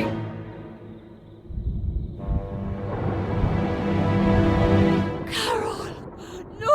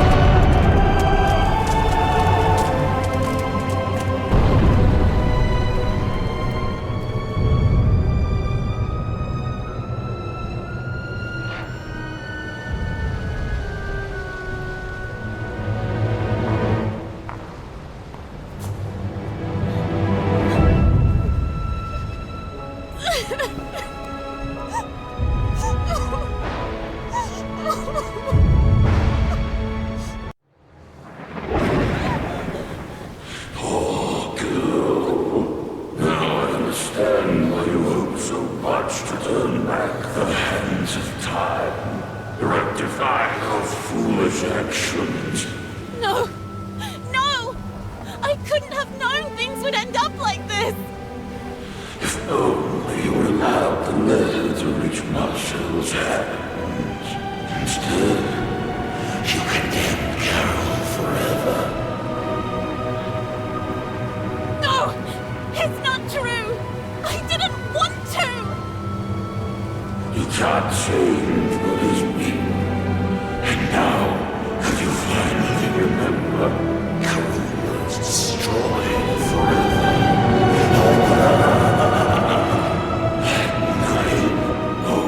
How you hoped you would bring things back. And that's where time stopped. And that reach for that imaginary kingdom of yours. My dear, it's all thanks to you. What more do you want?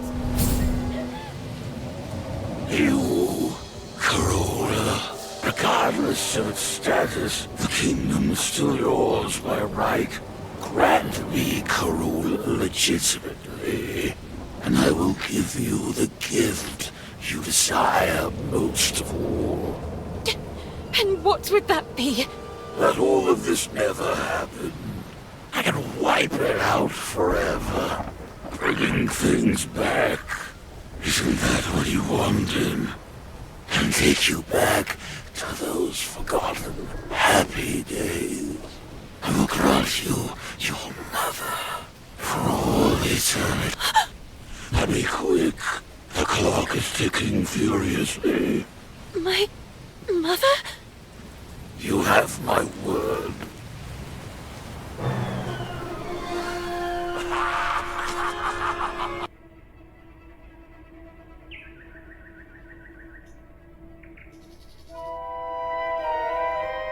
The little girl came too. The place immediately seemed familiar to her, and she began to look around. Yet her memories before that were hazy, so much so that she couldn't explain how she got there. Mr. Basie!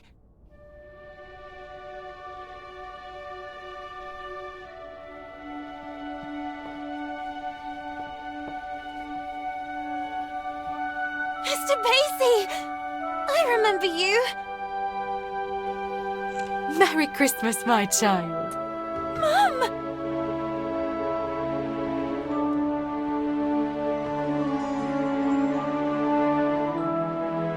I knew you would remember him. You wouldn't leave him when you were little. Do you like his new outfit? Now he's a real English lord! I didn't have time to finish his umbrella. I had to sew his head back on. Last time you almost tore him to pieces. But he's magical, so he came out almost unscathed. Magical? Do you think he can fly? Only if you want him to. Then he has superpowers! At your service, princess. Do you think he can also heal you? Lana.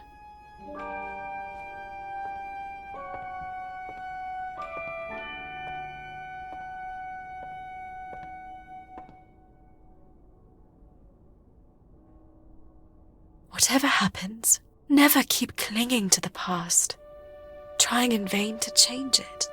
People move and places change, and that will be the day you'll really know who you are.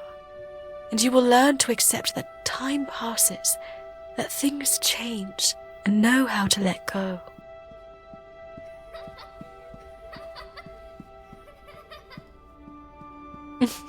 And when you least expect it, you will see me in every choice you make, in the smallest gesture. Even if the sails aren't hoisted, it doesn't mean the wind isn't already blowing.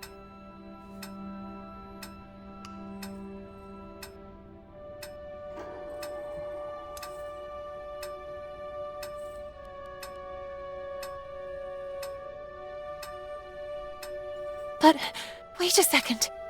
Even if the sails aren't hoisted, it doesn't mean the wind isn't already blowing.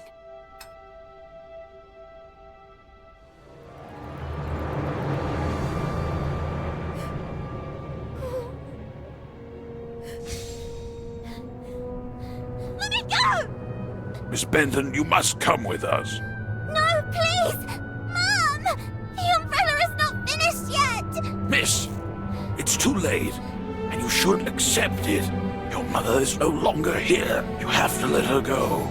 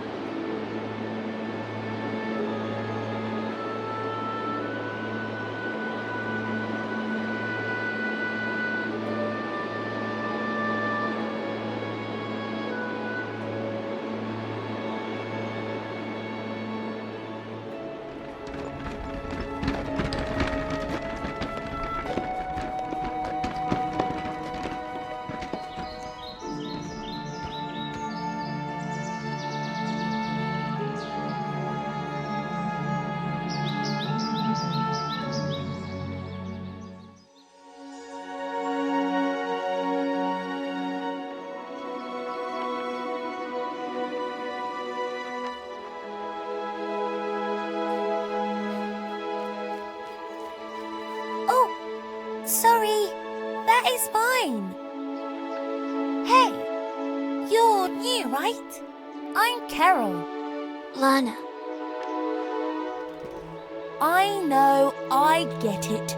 It's hard at first, but in time, things will get better. You'll see. Moreover, have you ever seen an estate with an enchanted park? Enchanted? Oh, yes, Carola. It's full of trees, roses, and cute rabbits. Come on then, follow me. I'll show you.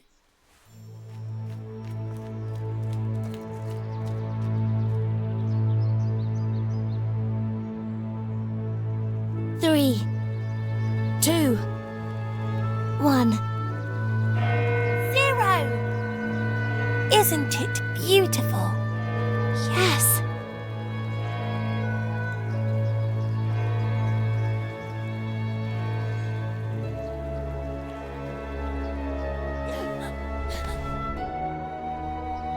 My sweet Lana, I have to go, please. Let me go. No. I cannot. No. I can't accept feeling that cold emptiness in my heart again. I don't want to have to forget your face too.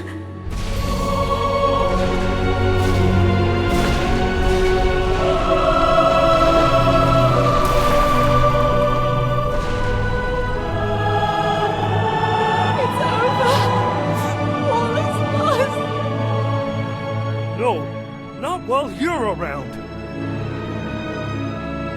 But what could I possibly... People go, places change. One day you'll learn to accept it. And that will be the day you really know who you are. And that day is today.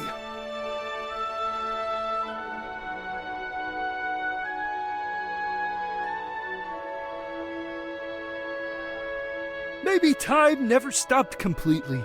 You made me a warrior. You made me like this. You completed it for me. Be the hero of your own story. You have my sword, princess. Reclaim your kingdom.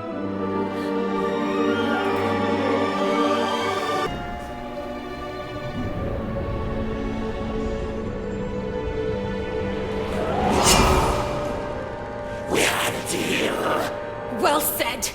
We had.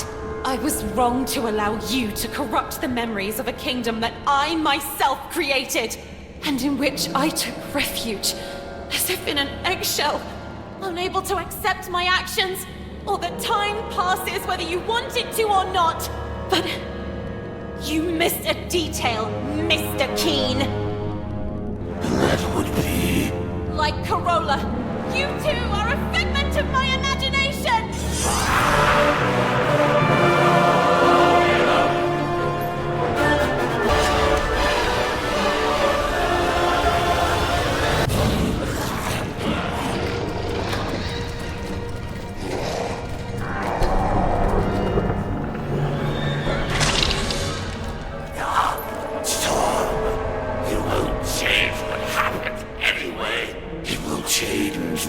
happened to Carole? I've given you a once-in-a-lifetime opportunity to reunite with your mother. My mother is and will always be part of my past, and I will continue to keep her vividly in my memories for the rest of my life. But I will never be left behind again. No! I will go on! Okay, you win this time. Carola will be allowed to flourish again, but the breach will remain there, unchanged. Over time, I'll be back. It's just a matter of time. Sooner or later, you will crumble. And when you're sad and alone, I will infect everything you love and cherish. And I will be ready to welcome you. After all, you are nothing more than any ordinary man!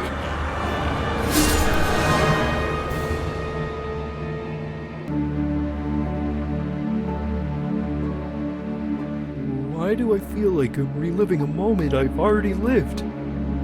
You, me, on this bench? All of this. Casey, I'm sorry. It's my fault. Carola, it's too late. It's never too late. Look, there is no seed that goes to waste. If it thrives in a freshly bloomed flower, so Carola will flourish again. And I, with you by my side. No, Princess, you said it right. This is not your place. It's time for you to return home. To your real home. It will be up to me and the other spirits to restore the kingdom of Carola to its former splendor. The time has come to say goodbye. A handshake and off we go? I really don't know. Goodbyes have never been my thing. And what if you need me?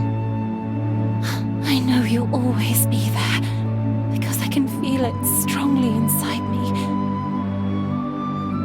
And now? What will you do? What does such a small and inadequate girl do in a world made of ash, tar, and coal?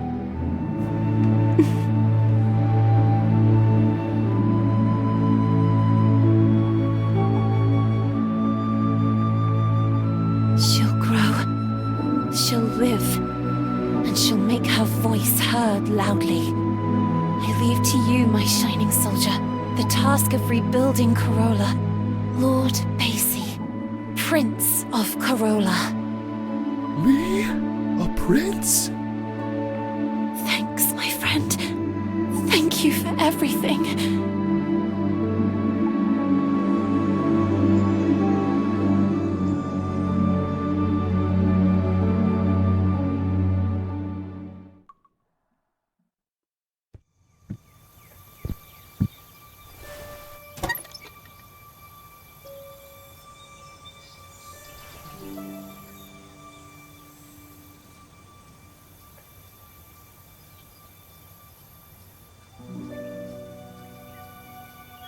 Sweet Lana, this is Marcel.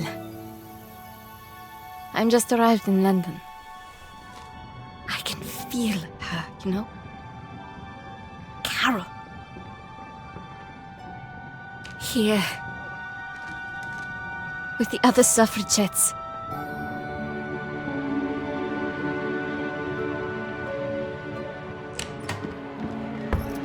Ready?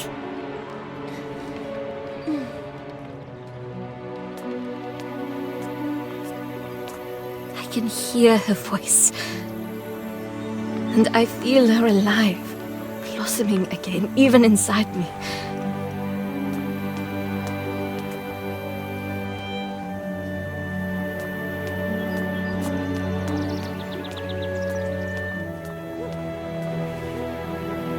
It really is true. There is no seed that goes to waste if it thrives in a freshly bloomed flower.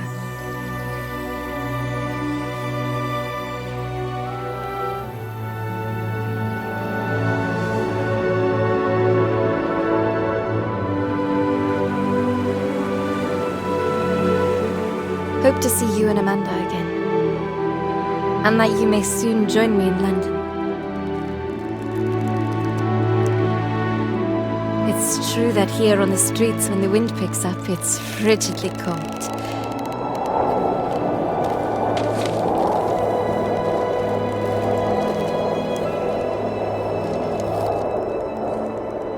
And yet I say again and swear it now, that there's something all glorious and gracious in the wind.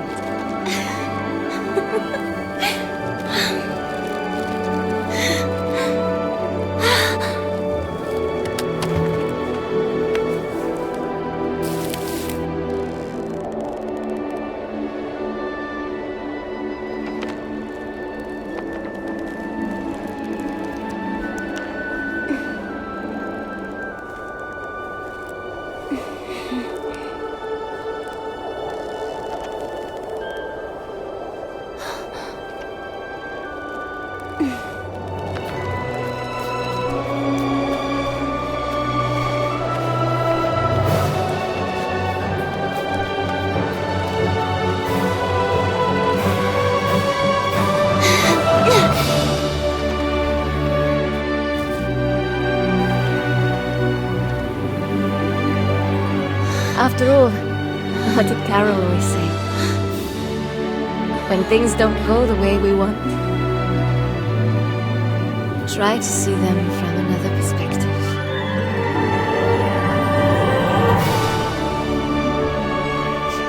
Bye, Sweet Carole.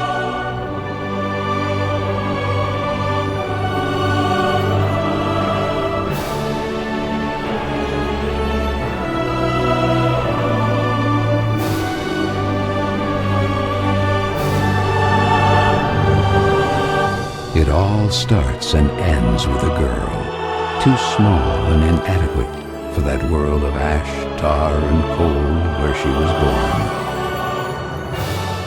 After all, in a world furiously ticking away like a crazed clock, what can a little girl do? All by herself.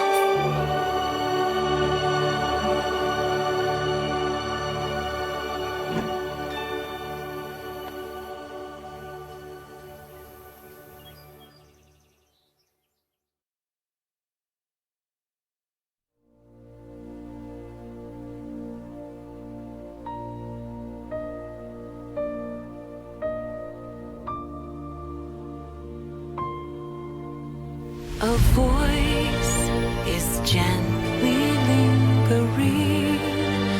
It's carried by the wind, a soft and comforting memory. I will make a loving promise that I will carry on and brave these storms. Tell me where this river flows. My heart is beating faster. I will find my way on. Let your voice be heard now from the highest mountain. We won't fall and give